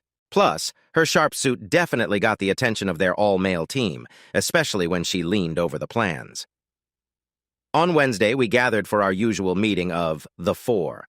After leaving the pub, David invited me to dinner for the next day, Thursday, which made me feel a little uneasy. On Thursday, I went to the gym twice and attended a physiotherapy session. 13. I was all prepared for David long before he arrived. He made mysterious comments about getting ready for another important moment and said we would be having dinner out. I was surprised that Vivian wasn't coming with us. They had decided he would take me alone. Later, I found out that she didn't trust herself not to say something out of line. He drove us to a cozy restaurant in Altrincham, saying it would be a wonderful experience. When we arrived, the manager greeted us warmly, clearly recognizing him. He glanced at me quickly, but I was used to that. The restaurant had around 10 tables, and half were already occupied by couples and small groups. We were taken to a table in the corner where we could see the whole room, which David said was important. As we started on our starters, David suddenly stiffened and said, "Look at the door!" A man in his 50s, slightly overweight but otherwise well-kept, entered with a very attractive woman who looked around 40. They were laughing together, and she clung to his arm as they were seated at a table not far from us. As they walked, David said, "That's your man, that's Derek Fanshawe." "And that's Anne?" I asked, trying to remember something about her. She was certainly beautiful, with a strong presence, but nothing came to mind. They sat down, and I kept watching, hoping for some memory to return. "Any luck?" David asked. "No," I replied. "She's quite lovely, though, so she's my ex-wife." At that moment, it seemed like Derek Fanshawe noticed me staring. He said something to Anne and then stood up. She looked over at us, and I could see a quick look of discomfort followed by worry. She tried to calm Derek, glancing toward our table where David was sitting. I heard her say, "It's David and another man, just ignore it, Derek." But he came to our table anyway, ignoring David and looking right at me. "I'd appreciate it if you didn't stare at my fiancé." I kept my voice calm. I don't need to thank you for anything, as I'll look as long as I want. Maybe you should go back to your table? How dare you? He began with his fists clenched, but David stepped in. Derek, you're making a mistake. This isn't worth the trouble, he said, meeting Derek's angry gaze. At that moment, Anne stepped closer to him and took his arm. Come on, dear, she said gently. Let's leave them to their meal. She smiled at me, and as she did, a familiar smell filled the air. It stirred something inside me, reminding me of the past. The scent brought back a wave of memories, moments of us walking in gardens, her coming out of a room, and snapshots of our time together. I closed my eyes and felt overwhelmed by all the memories. Even though I didn't see specific images, I understood why so many people wanted us to reconnect. Alan! David's soft call broke my thoughts. Alan, are you okay? I opened my eyes. The other couple had returned to their table where they were in the middle of a disagreement. No, I'm not okay. We need to go, David. I can't stay here. I struggled to my feet and stepped outside, waiting for David on the sidewalk. I felt a bit lightheaded and bent over to clear my mind. Then David was beside me, his hand on my shoulder. You all right? Do I look all right? I snapped, regretting my tone right away. Sorry, let's get to the car. I just need to sit down. We reached the car, and David waited as I took a moment to gather myself. That was unexpected, I finally said. But you said you didn't remember her. It was her perfume and her voice, David, I shuddered. You have no idea how strong it was. Suddenly all those memories came rushing back. It felt overwhelming. Well, you definitely surprised Anne, he chuckled. She was worried about you, thinking it was Derek who upset you. Apparently he's not in her good books right now. She was still upset with him when I left. You didn't? Of course not, Alan. I hope you trust me a little. Sorry. I told her you had been through a lot and sometimes moments like this happen, but she insisted Derek had ruined our evening. I think they were about to leave. She was clearly upset. I remembered another moment. Anne and I had a disagreement once. A small smile appeared on my face. What? He asked. I just recalled Anne and her fiery arguments. Derek better watch out. We both laughed as he drove me home. Once inside the house, I sank into an armchair and closed my eyes, feeling overwhelmed by my thoughts. For the first time, the memories felt really clear. A big piece of the puzzle had fallen into place, filling me with frustration. I realized how deeply my life had been affected, not just personally, but also in my relationships. I understood then that I had loved her for many years, and we had worked together to raise our children. I felt a sense of loss over what I had missed. She seemed so happy and carefree with Derek, smiling as they shared their lives. Meanwhile, I felt overlooked or blamed for things I couldn't change. I had faced many challenges while she moved on without thinking twice. My thoughts spiraled around, fueling my frustration. As I got up and headed to bed, feelings twirled inside me, confusing and unresolved. I felt tired but couldn't sleep. Finally, I dozed off, and by morning I felt terrible. That was an understatement. I felt completely exhausted. I'm not sure how I managed to drive to work, but as soon as I got to the office, my wonderful assistant insisted I go home. She even drove me back in my car. Go back to bed, she said. She took charge that day, and I was grateful. I had mentioned I was going to Newcastle for the weekend, and she wanted to help me. I went back to bed and slept for 3 hours before driving to Newcastle. It was my first long journey. As soon as I stepped out of the car, Trish noticed something was wrong. Concern showed clearly on her face. It's not that she didn't find me. It's that she didn't really look. And why?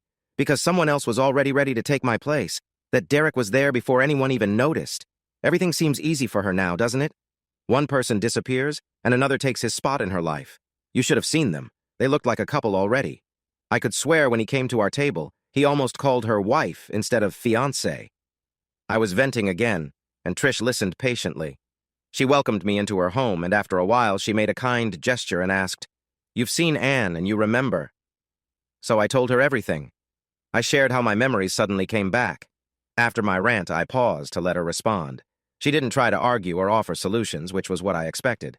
Alan, you've been through a hard shock. You're feeling a lot, and you're healing in a deep way. I appreciated her understanding.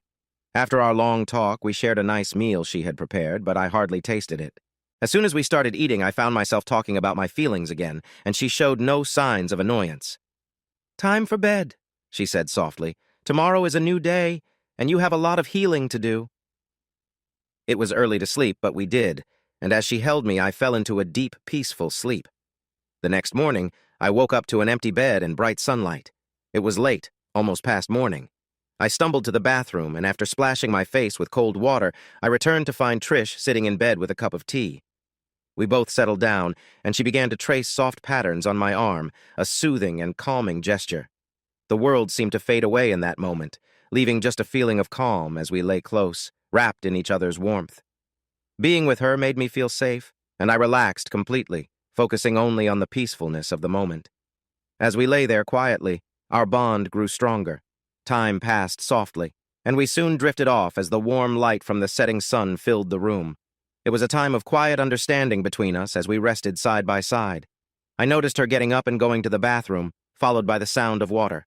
She returned and leaned over, giving me a soft kiss. "Come on," she said gently. "Let's get moving or the day will be gone." She drove us to the coast, where we walked on the sand, bundled up against the cold. A mist surrounded us, and the sound of the waves felt strange because of the fog. The brisk walk was refreshing, helping to clear my thoughts and warming me on that cool morning. I was happy to be in this misty place with her, who always cared for me and seemed to know just what I needed. She didn't say much, except to mention the foghorn from the lighthouse and the sounds from the harbor. We enjoyed dinner at a pub before she drove me back home. The evening was filled with music and a game of Scrabble, which she loved and often won. We fell into bed feeling tired in a good way after a nice day and a cozy evening together. As I began to sleep, with her arm around me and her head on my shoulder, I briefly thought about why she hadn't mentioned my past. It didn't trouble me, and I fell asleep smiling. We both woke up early on Sunday morning. After a quick trip to the bathroom, we shared a warm moment together. We leaned back, breathless and happy, looking at each other. "Good," I said. "Yes," she replied. After having cereal and toast for breakfast, we set out for a walk in the Cheviots, planned lunch at a nearby pub, and enjoyed a calm drive back. Later that evening, she took me to meet her co-workers at the hospital pub, many of whom I hadn't seen for a while. The atmosphere was lively, filled with chats, stories, and laughter. Everyone seemed relaxed, and I felt cheerful among them, enjoying the drinks, a nice change from the emotional weight of my life back in Sale. One person stood out, looking serious. When I went to return some items at the bathroom, he followed me. He was a strong young man with a handsome face and striking red hair. We stood next to each other at the sinks. "Alan," he said, looking straight ahead. "Yes," I replied. "I'm Tim." "Oh, nice to meet you." "Is that it?" "Yes. I'd shake your hand, but I'm a bit busy right now," I joked softly. "But listen, Tim," I said kindly. "What you and Trish did made her feel guilty. I told her she didn't have to be loyal to me, but she wants to be committed for as long as we're together. I appreciate whatever she gives me, so there's really nothing to worry about." "Oh, that's a relief," he sighed. "I was worried you'd be upset about our little moment." "Like I said, don't think about it." He seemed nice enough. I almost suggested he change his approach, but I decided against it. We went back to the group. Trish looked at me with a question in her eyes, and I smiled, feeling her relief. When we got to her place, she poured some whiskey, and we sat separately on the couch, her in the armchair. "Okay, Alan, how do you feel?" I thought for a moment. "I feel good. I needed to relax. Work has been pretty stressful as I got settled in and got to know Jenny better. Plus, I'm anxious about how long it's taking to find the people responsible for what happened to me. Then there was David's behavior at the restaurant. Everything has been a bit much. You gave me a great weekend, but you haven't talked about Anne. As usual, you handled everything well. I feel much better." "And what about Anne?" I paused. "I'm not really angry anymore. I have other feelings, but I'm still sorting them out. You're heading back tomorrow. I want to talk about Anne, if that's okay with you." "Of course," I sighed. "You have every right to share your thoughts." "I'm not sure I want to give advice. I just want to share some feelings I've had, not just from this weekend." "Go ahead. I think you already know what I'm going to say. Before you met Anne, you seemed more distant. Now it's different. You know what you've lost, so it feels personal. A lot of our talk has been about questions. Why didn't Anne search for you longer? Why did she move on with Derek so fast? Does she still miss you? How will she react to your changes?" I know the answer to that question. She probably feels pity and finds the changes hard to handle. I noticed her expression.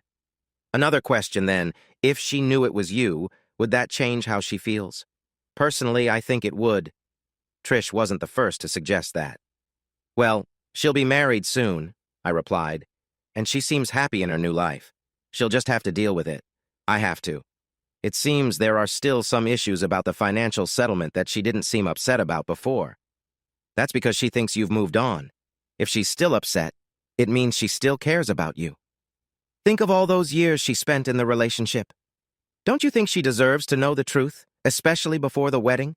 It wouldn't be fair for her to marry without understanding everything. Whether she decides to go through with the wedding or change her mind, she should hear the full story. Trish was making sense, as usual.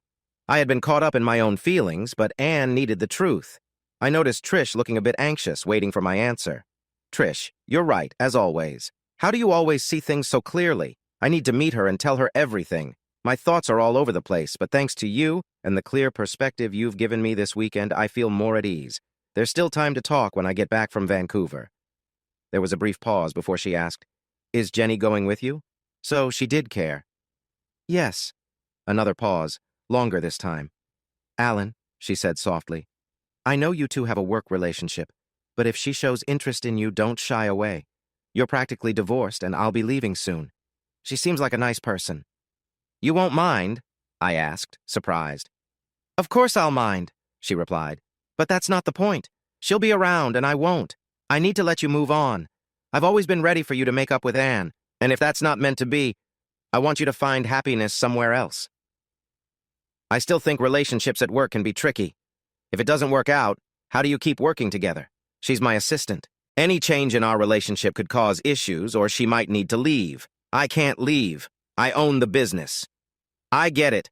All I'm saying is if she's open to trying, you should see where it goes. You can have a conversation about it, just like I did with you regarding us. But that wasn't exactly the same, was it? She shrugged. All right, it started off casual, but you're right. I wouldn't want it any other way, even though it's hard for me to say goodbye. We went to bed, sharing a comfort that felt familiar, and soon fell asleep in each other's embrace. We both woke up at the same time, 5:30 a.m. for her to get to work. I stayed a bit longer and enjoyed a cup of coffee before getting into the car and driving back home to figure things out. I drove straight to work. When I arrived at my office, nobody was there. But Judy peeked in and told me that Jenny was with Jeff, so I went down to Jeff's office, which used to be mine. I walked in without knocking and found them looking over some large papers. Better late than never, said Jeff, smiling. Jenny smiled too, but it felt more like a polite response than a reaction to his joke. He continued, These are the details for the component we hope Glencoe Industries will be interested in. Are you going on Wednesday? Yes, let me check it out, I said, joining them. Jeff started to explain, but I cut in. Let Jenny explain it. She looked a bit nervous and unsure. Go ahead, Jeff said gently. Present it to him. As she spoke about the technical details, she grew more confident, especially when discussing how the unit would fit into the larger machines they planned to make. By the time she got to the pricing, she seemed at ease, but the cost was quite high. That's too much. Can we make it cheaper? I asked. That's the price for one unit, she explained. It's patented and very advanced. We would get a small fee for each one made somewhere else, but we also need to protect our profits. We began to negotiate, and she suggested discounts for larger orders, eventually reaching an agreement that worked for both sides. I'm impressed, I said happily. Jenny, you can handle the sales pitch and the first agreement. I'll take care of the final contract later. Are you sure? She asked, looking a bit unsure, but Jeff nodded in support. Absolutely, I assured her. You know all the details and you presented them well. If you make the sale, there will be a commission for you. Can you put together a PowerPoint presentation for the meeting? Of course she could. Her confident response showed she was ready for the challenge. She went to prepare the presentation, but Jeff stopped me before I could follow her. Alan, he smiled, you still have the gift. You always give people a chance to shine. She'll do great. I think so too. She's very talented, I agreed. By the way, Victor Belling, the president of the company and its original owner before going public, knows you. You had a good relationship about 6 months before your situation. He came here looking for us to develop this component. He'll be surprised to see you. Jeff, I feel like I've been to Vancouver before. Is that right? No. Ah, well, you win some and you lose some. I had therapy that evening. The benefit of going private was that I could schedule it however I wanted. The next morning, Jenny and I went over her presentation and gathered a surprisingly compact prototype that was important for controlling a large manufacturing process and checking quality. We checked our tickets, and I saw she had arranged our trip, including a nice hotel by the waterfront in Vancouver. We left work at lunchtime to pack, with Jeff's good wishes in our minds. While I was packing, David called. Sorry to say, old friend, but I got the final decree this morning. You're no longer married. I felt nothing. Okay, thanks, David, I replied after a pause. Are you okay? Yes, David, I'm fine. I knew it was coming. It doesn't mean much to me. She chose a new life long ago. I'm adjusting well at work. I have Trish and a great assistant who is coming to Canada with me. Anne and I lead our own lives now, but I need to talk about seeing the kids. My feelings were changing, but I kept them under control. You'll be back soon? He asked. Yes. 15. The trip was long, even without the 3-hour check-in. We left around 2 o'clock and traveled for more than 9 hours. A taxi took us to the waterfront hotel where we checked in. I was a bit surprised.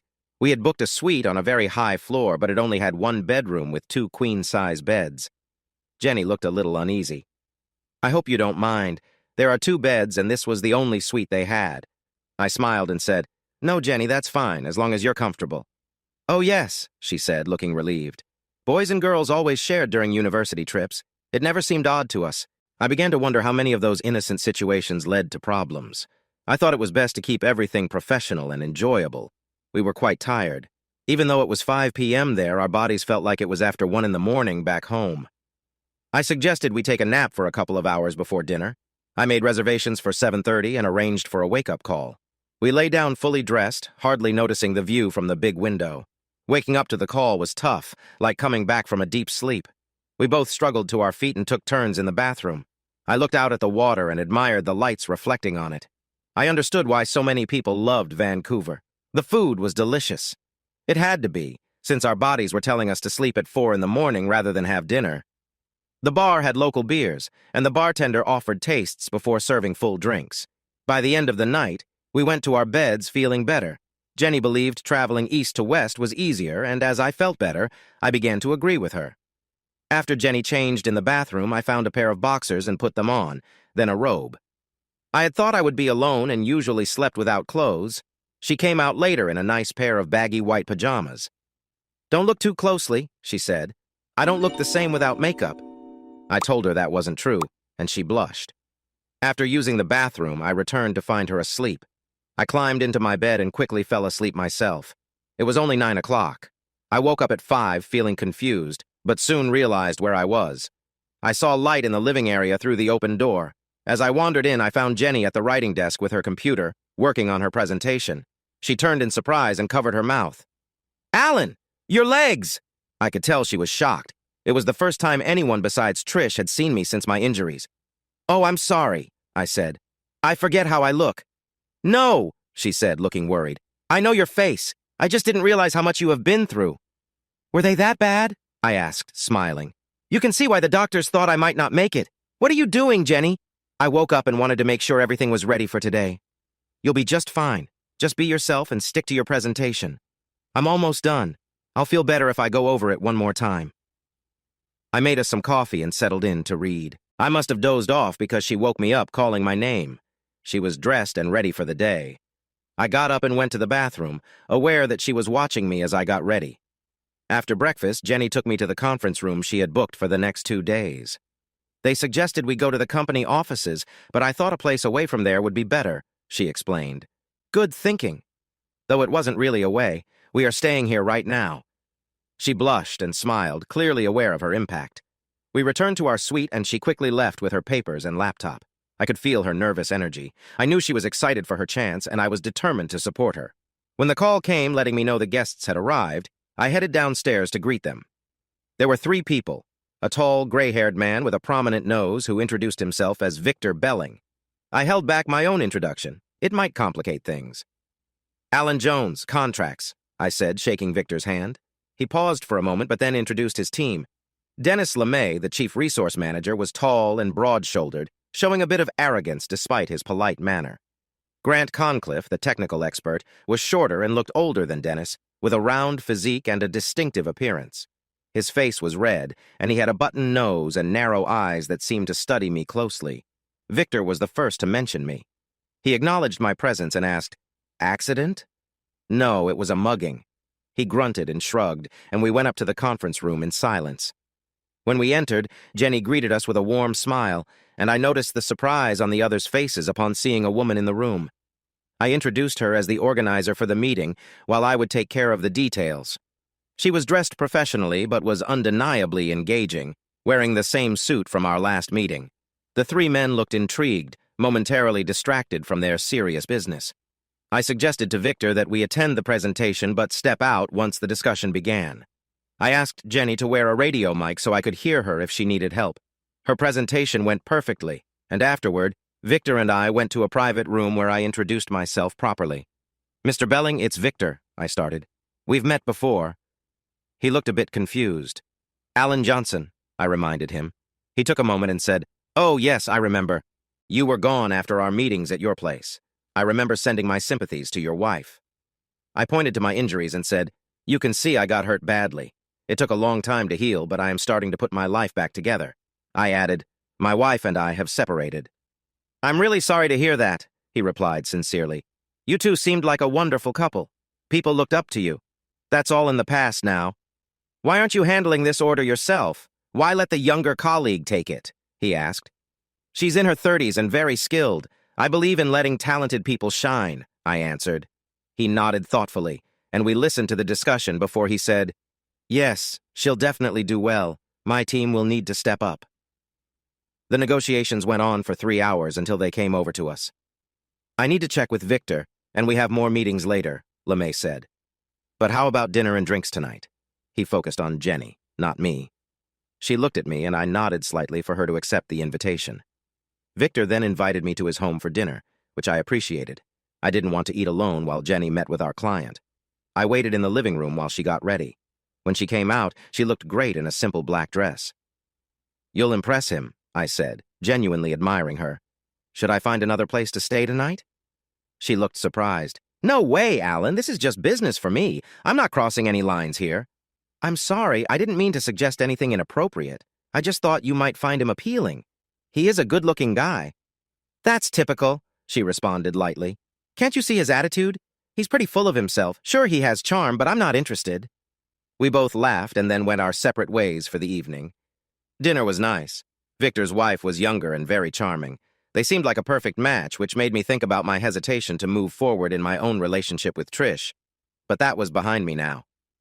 I must have looked a bit tired as Victor offered to call a taxi for me. I was surprised when he got in after me. "Alan," he said, "I have another idea to talk about with you. It won't take long, and I'd appreciate your input." Though it seemed a bit odd, I realized he was the client, so we headed back to the office. Once we arrived, we headed straight to the conference room to pick up some materials. His plan was simple but would take several months to carry out. He then suggested we get a drink. "I need to talk to Dennis." "Do you know where he is?" I asked. "The bar?" I guessed. We went to the bar, but they weren't there. "Maybe they went up to our suite." "You're sharing a suite?" he asked, raising an eyebrow. "It was the only one available. Just work, Victor. I mean, look at me," I said, trying to lighten the mood. He smiled back. "All right. Should we check on them?" "Not sure there's much to check. I'd be surprised if anything serious is happening. She doesn't seem to be very fond of him." "I've heard he can be quite pushy," Victor said. We made our way to the suite. As I used the key card on the door, Victor signaled for me to be quiet. We quietly stepped inside. The living room was empty, but we could hear voices from another room. We paused to listen. "Come on, Jenny. You know you want to." "Dennis, leave my room. You've finished in the bathroom. Now please go." "Jenny, you're a wonderful woman. You deserve a good time, and I can help with that." I quietly turned on my recorder. We needed to have a record of this. "No, Dennis, I'm not interested. You don't know what you're missing. Trust me, it will be great. Please leave, Dennis. This conversation is done." "I think you should think again. You want this contract, don't you? I'll be talking to Victor tomorrow, and my recommendation matters. Which way do you want this deal to go? Are you seriously trying to pressure me for personal favors? That's wrong. I'm just offering you something helpful. You'll see it's the best choice for us both. So what's it going to be? Contract signed or not? Get away from me, Dennis. This isn't right. You need to stop this. I know you're just pretending to be difficult." I moved closer to the bedroom door, worried about what was happening. "I think you need to leave," I said firmly as I walked into the room. Dennis stopped suddenly. He turned toward me, looking embarrassed. "This isn't your business."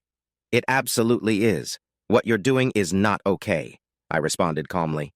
Dennis smirked but took a step back. Jenny, although shaken, stayed strong. "I'm recording this, and if this is how you do business, there will be consequences," I continued. For a moment, Dennis looked unsure before he shot back. "No one will believe you over me." But we all knew the truth. "I'll tell him you tried to get out of the deal because you couldn't handle it." "I don't think you will." A calm but firm voice came from behind me. "LeMay, you will get your things from your desk first thing tomorrow. You no longer work for me." LeMay quickly stood up, angry. "You can't do that, Belling. I'll take legal action. You have no proof that anything happened here." As we talked, I picked up the recorder and stood behind Victor. I played the recording and LeMay's face lost color. "This is more than just a dismissal. The authorities will get involved." LeMay reached for the recorder, but I stepped back, and Victor got in the way, making LeMay trip and fall. We stood on either side of him. "You've made a serious mistake," Victor said. "Besides what we heard, you're dealing with the owner of the company we're negotiating with, who is also a personal friend. I would trust him over you any day. Now leave." LeMay quickly got to his feet and rushed out of the room. "How's Jenny?" Victor asked. "I'll look after her. It's best you leave this to me." "You're right. See you tomorrow. I'll complete the contract with you or Jenny, depending on how she feels." Victor gave me a comforting hug before he left. I downloaded the recording onto a memory stick and handed it to him. I returned to the bedroom where Jenny was trembling and trying to calm herself. "Jenny," I whispered softly, placing my hand on her back. She immediately turned and hugged me tightly, crying hard. I held her close, stroking her hair and soothing her until she began to settle down.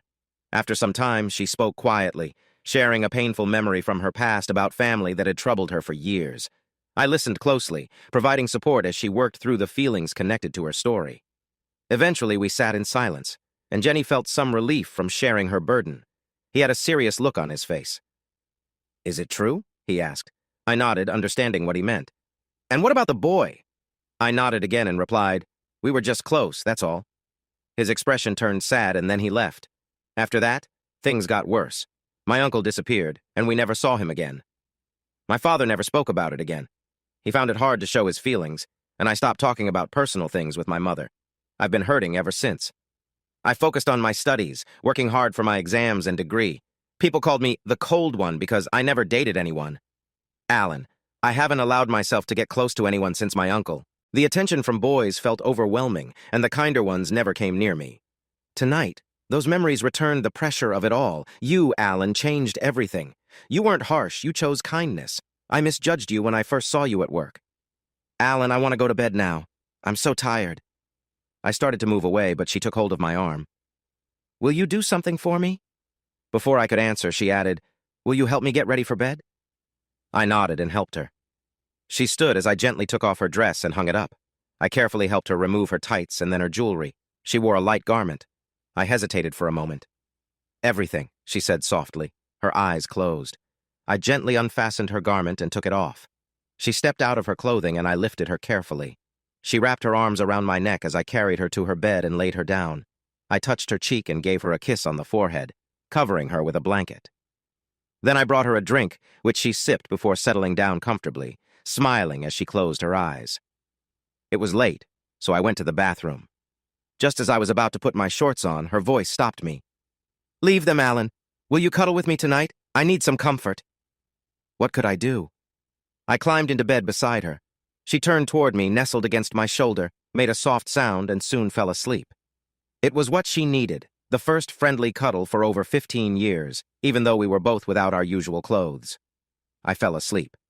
When I woke in the morning, light was coming in. I turned carefully, realizing where I was, and saw her awake, looking into my eyes. Good morning, she whispered. Good morning, I whispered back. We both laughed, and she scooted closer into my arms. I held her warmly. She looked up with a smile, and I smiled back. After a moment, she said, Thank you, Alan. I need to use the bathroom, and she got up. I got up and made coffee, wishing I had some tea instead. She came up behind me, and I felt her warmth against my back. My immediate reaction was strong. She then moved away, and I turned to offer her a cup of coffee. She laughed. Did I do that? Yes, I answered. Now get yourself covered. We still have things to do. Oh, you're no fun, she teased.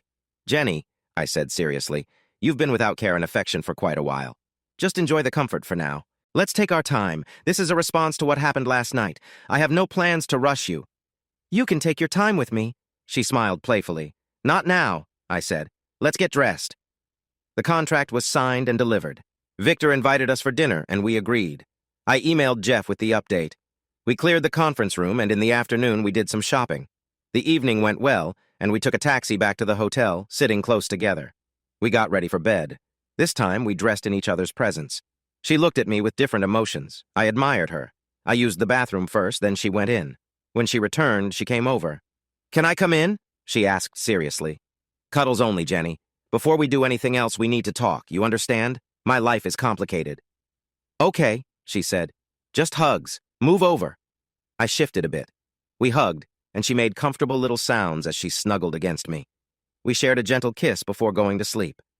Business was done, and we had all day Saturday to explore. We visited the steam clock, crossed the water to North Shore, and walked around the market, enjoying the many stalls and delightful smells. We tried different foods, and she bought some affordable jewelry. We sat down with coffee, admiring the view of the Vancouver skyline with its tall buildings.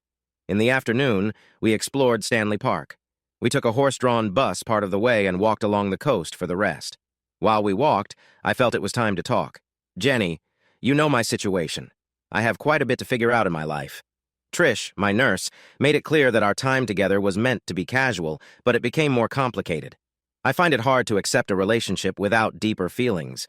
Trish seemed okay with it until we became close, and she wanted something more from us. Trish and I are both comfortable right now because we're on different paths. She's going to New Zealand, and I still need to sort things out with Anne. Meeting Anne changed a lot for me. It left me confused about my feelings for her and our history. From what you've said, if we were to get closer, would you end up caring more for me?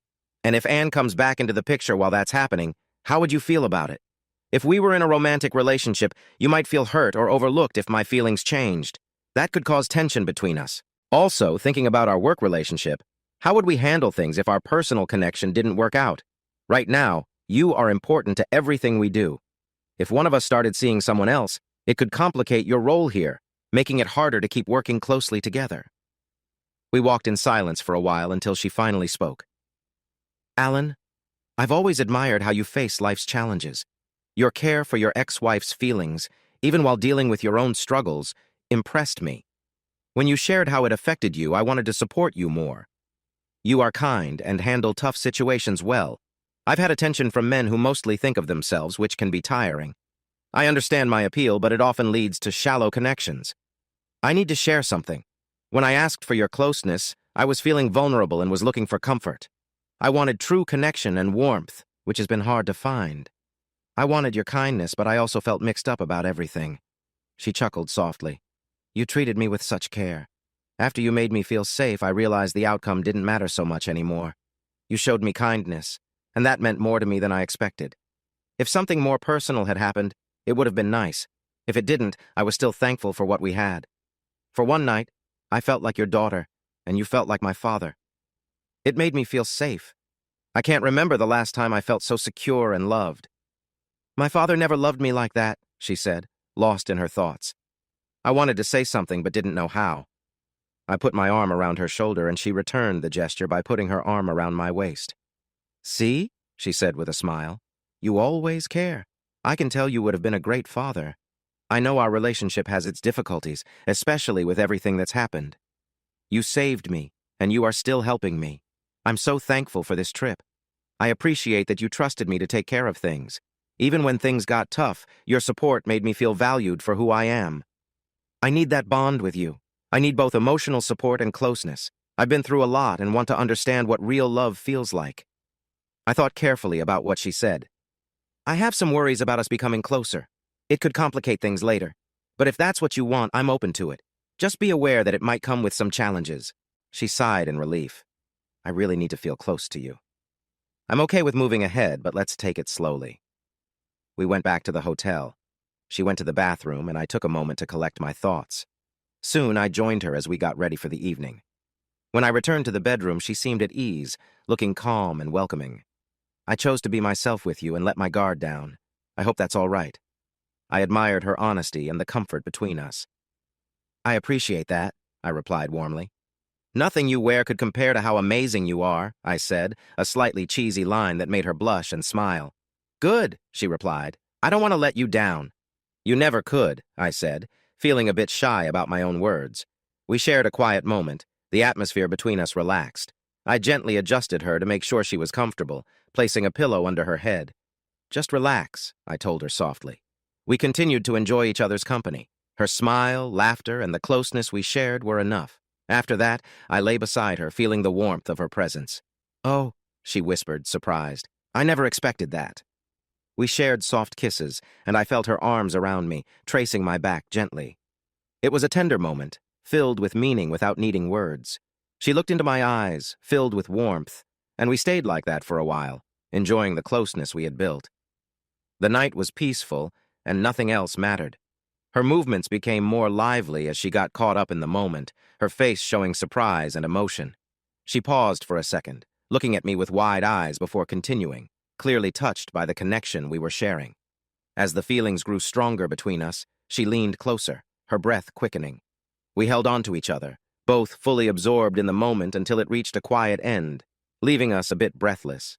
She gradually eased back, resting gently on me, and we both enjoyed the peacefulness after such a deep connection. She smiled at me, looking completely relaxed.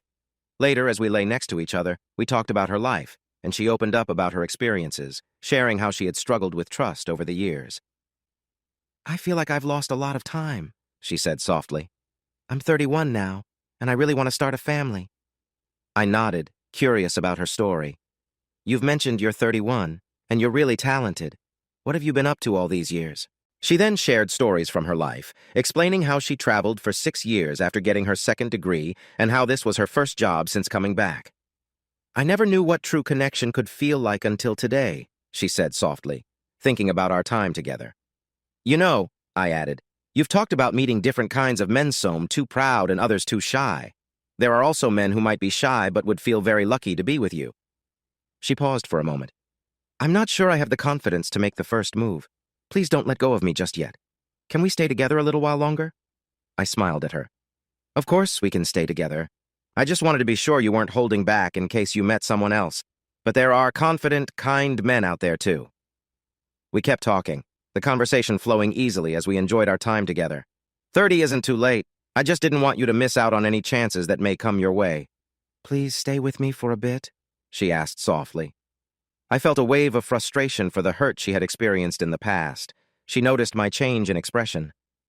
"What's wrong?" she asked.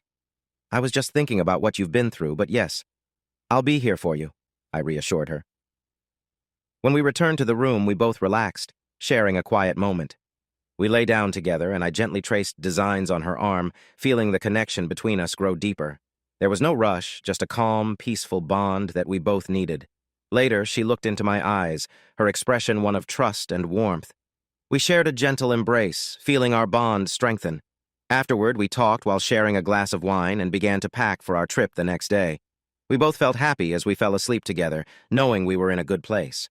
The flight wasn't very nice. It lasted 9.5 hours, and there was a crying baby behind us, but we got through it. We left in the afternoon on Sunday and reached my flat in the morning on Monday. After resting for a few hours to recover from the travel, we ordered some food. She gave me a gentle kiss before heading back to her own place. The next morning, I woke up feeling better, though I didn't remember much of the day before. I did my laundry and ran a few errands before going to the office. Jenny wasn't there, which made me feel relieved. Jeff and I looked over some documents and decided the trip had been a success. I kept yawning, and eventually Jeff told me to go home. 16. I had just gotten back to my flat, feeling a bit out of it and wondering if I should have driven, when the phone rang. I sighed because all I wanted was to sleep. It was Keith. "Alan, I know you're tired, so I'll be quick. While you were gone, I found that man on the CCTV in York. I took Colin with me to meet him at a pub. I recorded our talk. We should all meet to listen to it. Can you come to the pub tomorrow night like usual?" "Yes, that works. I'm not focused right now. Tomorrow will be better." Great. What he said could help us a lot. About 10 minutes later, the phone rang again. This time it was David. "Sorry to bother you," he said. "Just a quick note. House closing on Friday. Do you have a date for the dinner dance on Thursday?" I told him I would figure that out the next day, and the call ended. I fell into bed and think I was asleep before my head hit the pillow. The next morning, I woke up with a headache and felt a bit sick. I made some tea and took some medicine, then had some plain cereal. I was glad I didn't have to go to work that day. After an hour, I felt much better. I thought about the last few days. Spending time with Jenny wasn't the best idea, but it felt right then, especially because of her past. I decided to ask her to the Chamber of Commerce dinner dance. I thought about calling Anne to clear up any confusion, but I figured it was best to wait until after the dance. I still had mixed feelings about her. I valued our memories and thought she was special, but her new relationship made things complicated. Everyone said she was very loyal. She had made a promise to Derek, and it seemed best to focus on seeing the kids and letting her live her life. This thought was hard, but important.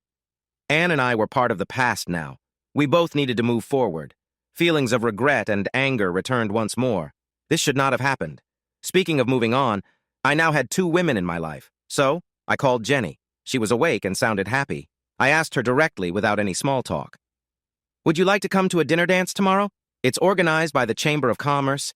Jeff and Susan will be there, along with David Lombard and his wife Vivian. It's a formal event, so you'll need to dress nicely." She nearly squealed with excitement. "I would love to, Alan. Should I come and get you?" "You'll be drinking. We can take a taxi, don't you think?" She agreed happily, and after we confirmed the time to leave, we hung up. Later in the afternoon, I called Trish to share the news from my trip to Canada. She was quiet during our talk, but when I told her about the house being finished, she wished me well. Trish said she could take time off for the Easter weekend from Thursday to Monday, and she was excited to see the house if I wanted her to visit. "Trish," I said, trying to sound calm, "Jenny and I spent some time together. It was nice, but we're not in a serious relationship. There's a past there. She needs my help right now, and I would really like you to come. I'll explain everything when you're here, and I think it would be good for you to meet her." She seemed happier and agreed to visit on Thursday if I called to confirm on Wednesday. I repeated my invitation. That evening, we met at the Cross Keys for our regular Wednesday gathering of The Four. Colin and Keith looked serious. The recording device was set on the table. Once we had our drinks, Keith began. "This isn't great news, Alan, but it's better to know. That's what we all want, right?" He looked around the table, and we all nodded. "I'll play the tape as it is, and then we can talk about it afterward." Keith. "Ted O'Malley?" O'Malley. "Yeah, who's asking?" Keith.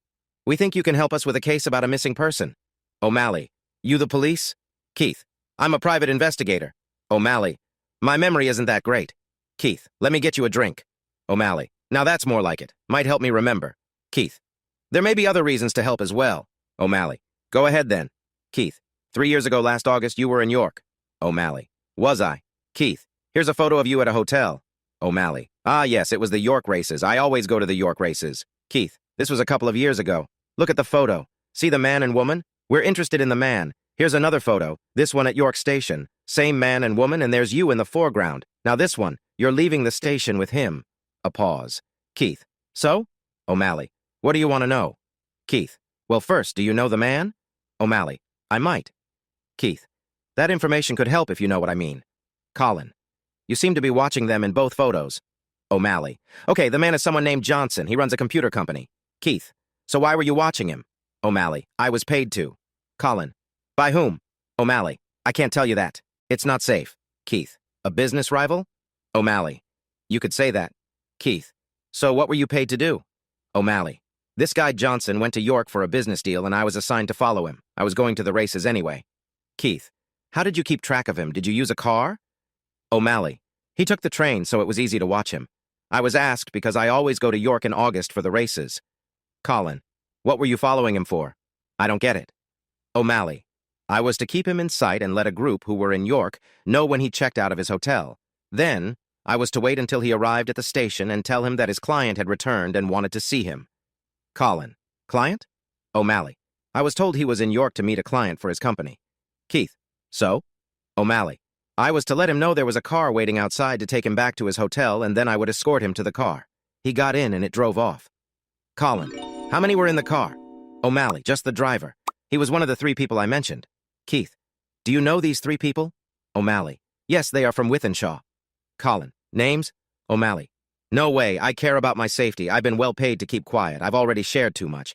It's better not to ask too many questions about this. It could lead to problems. If I were you, I'd forget the whole thing. If it's related to his wife, it's best left alone." Keith. "Thanks, Ted." O'Malley. "Oh, thank you, sir." Colin. "One last thing. What color was the car?" O'Malley. "Red Toyota." Colin. "Registration?" O'Malley. "You must be joking." Colin began the discussion. "Well, gentlemen, we can learn a few things from that conversation. First, the attempted crime was organized here. It was planned, not random, which we suspected already.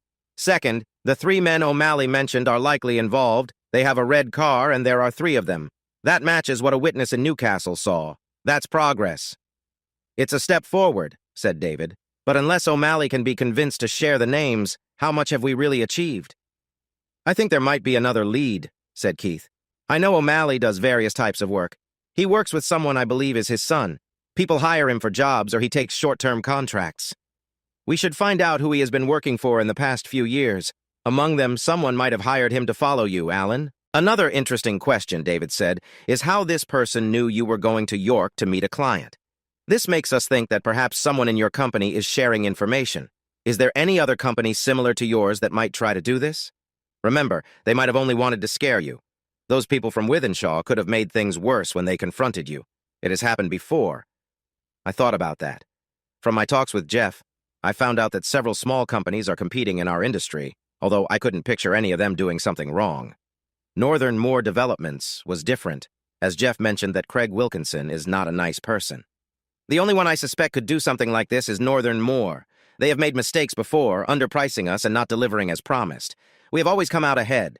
Craig Wilkinson might hold a grudge since he is from Withenshaw, like our 3 clients. But our employees are very loyal. We pay them well, and they care about our success because of the bonus program. Jeff might remember if there's anyone he feels suspicious about, but that was almost 3 years ago. The person might have left, and he will need to check the records. I'll come by tomorrow, Colin said, and I should let you know that I'm sharing this with our team. They should have enough information to move forward, and this has become a matter for the police. Someone will likely know the 3 people who drive a red Toyota.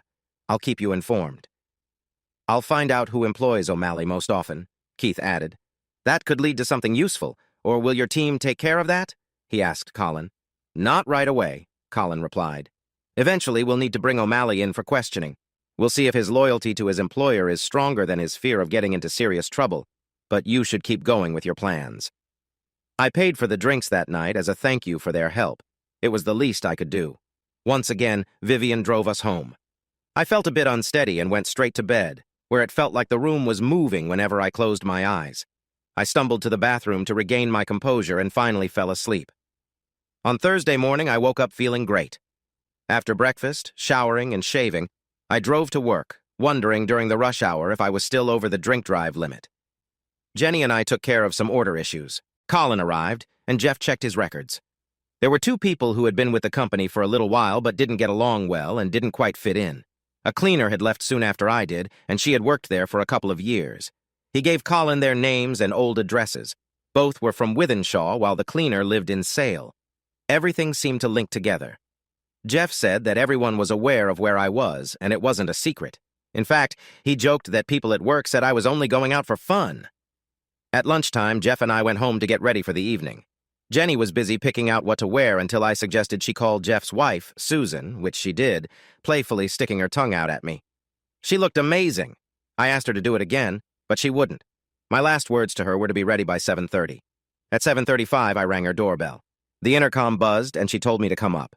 I told the taxi driver we would pay and climbed the single flight of stairs to her door, which was open. Inside, I saw her stepping into a beautiful dark red dress. "Could you zip me up, please?" she asked, holding her hair back. I helped her, and she was all set. The dress fit perfectly, letting her move easily. She wore nice jewelry that added to her charm, along with gloves and heels that completed her look. She looked stunning. "Jenny, you look absolutely amazing," I said. "Come on, we'll be late," she replied with a smile. Did I sense a hint of pride? Definitely. As I got ready, I felt a bit nervous about the evening, especially knowing Anne would be there with her fiancé. But one look at Jenny changed my mood completely. I couldn't wait to take her to the event, knowing I would be envied by many. "Hold on a second," she interrupted my thoughts. "How are we getting home? Did you book the taxi?" "Yes, but I'd like to come home with you tonight. I need to pick up my things for work tomorrow." "Sure, we can go together in the morning. That will definitely get people talking.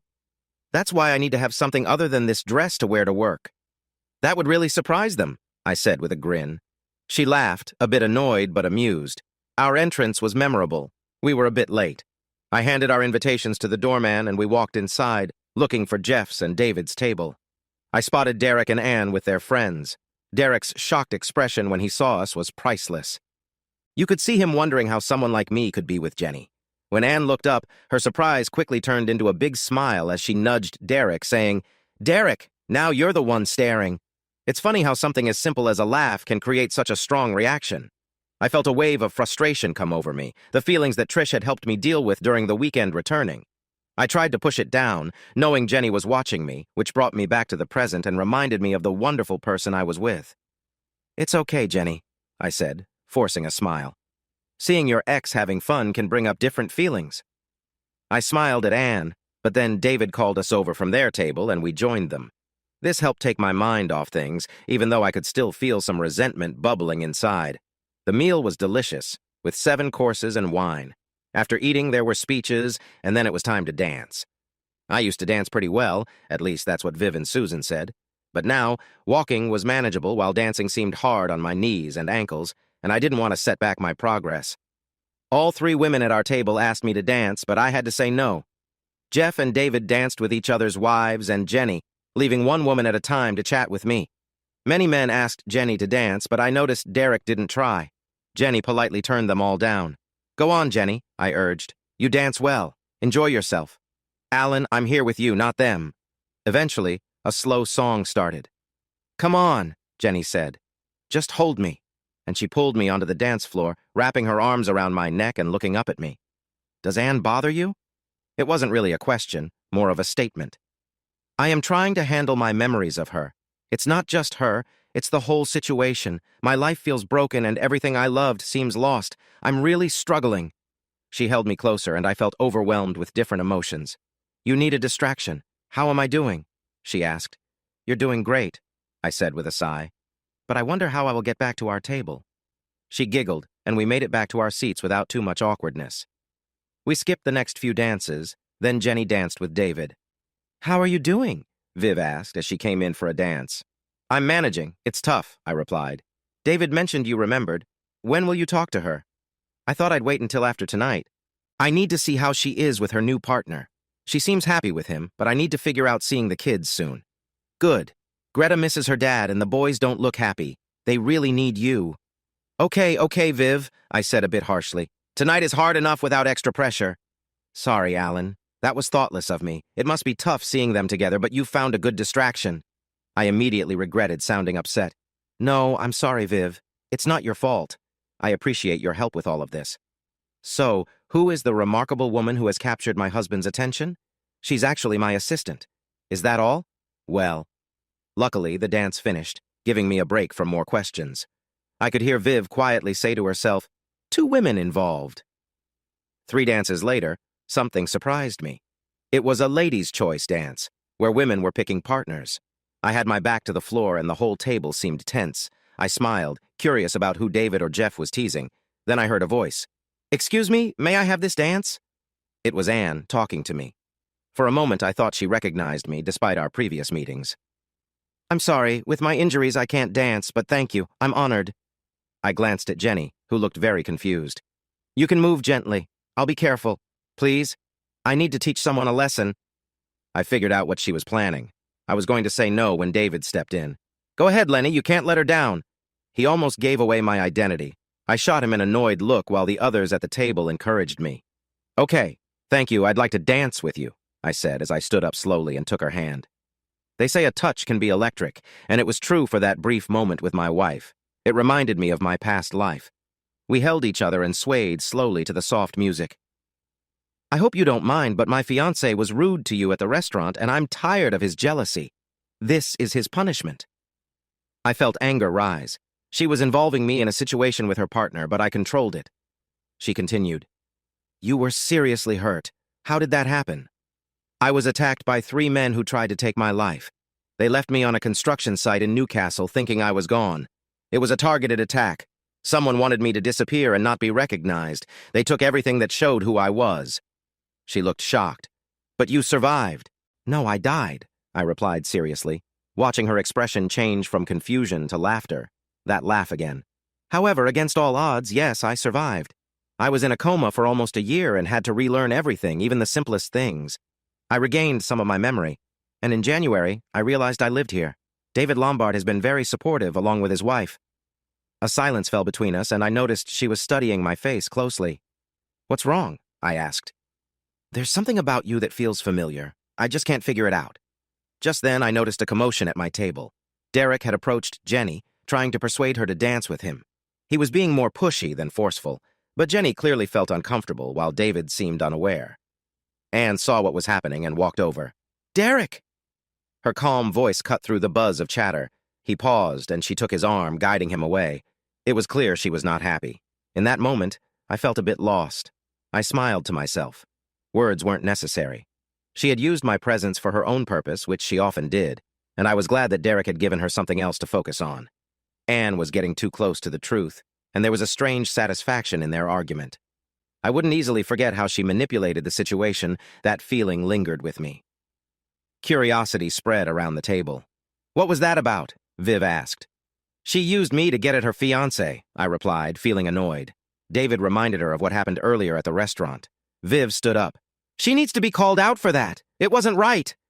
David tried to speak but couldn't stop her. "I hope she doesn't say anything she shouldn't," he said, looking uneasy. "It's your story to share with Anne, not hers." From where I sat, I watched as Viv confronted Anne, who looked surprised. To her credit, she seemed a bit sorry as she came over to us. "I'm really sorry," Anne said. "Viv is right. That was rude of me. I shouldn't have involved you to make a point about Derek's jealousy. We're not really talking right now." She chuckled softly. "I wanted to apologize for his behavior at the restaurant. That's why I asked you to dance. Can you forgive me?" I nodded. "Sure. It's in the past." She looked puzzled again. "I still feel like I know you from somewhere." I shrugged, and she, still confused, returned to her table. Jenny, seeing the moment was right, suggested we leave. So after saying thanks to our table, we headed out. "Your ex-wife really knows how to create a stir, doesn't she?" Jenny said as we stopped by her flat to change and pick up her things before going to my place. "It's more about the memories we had together. Every meeting with her reminds me of what I've lost. I had a happy life with a wife and family, and now, that's what weighs on me. She's moved on." I paused. "But I have you and Trish, and that thought comforts me." "Yes, Trish," Jenny said. "Is she coming for Easter?" I wasn't sure what she felt about that. "Yes, I think so. She'll arrive on Thursday and leave on Monday. Do you have plans for the holiday?" "I appreciate you giving me some space these past few days. It's helped me think. I've also been reflecting on some personal things." "And what have you decided?"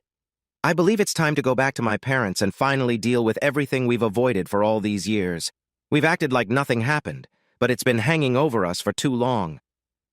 "I'm glad to hear that. There's enough division in the world already." "Exactly. After tonight, you're going to talk about your relationship with Anne and the kids, right? I'll see David on Monday. He can help set up a meeting."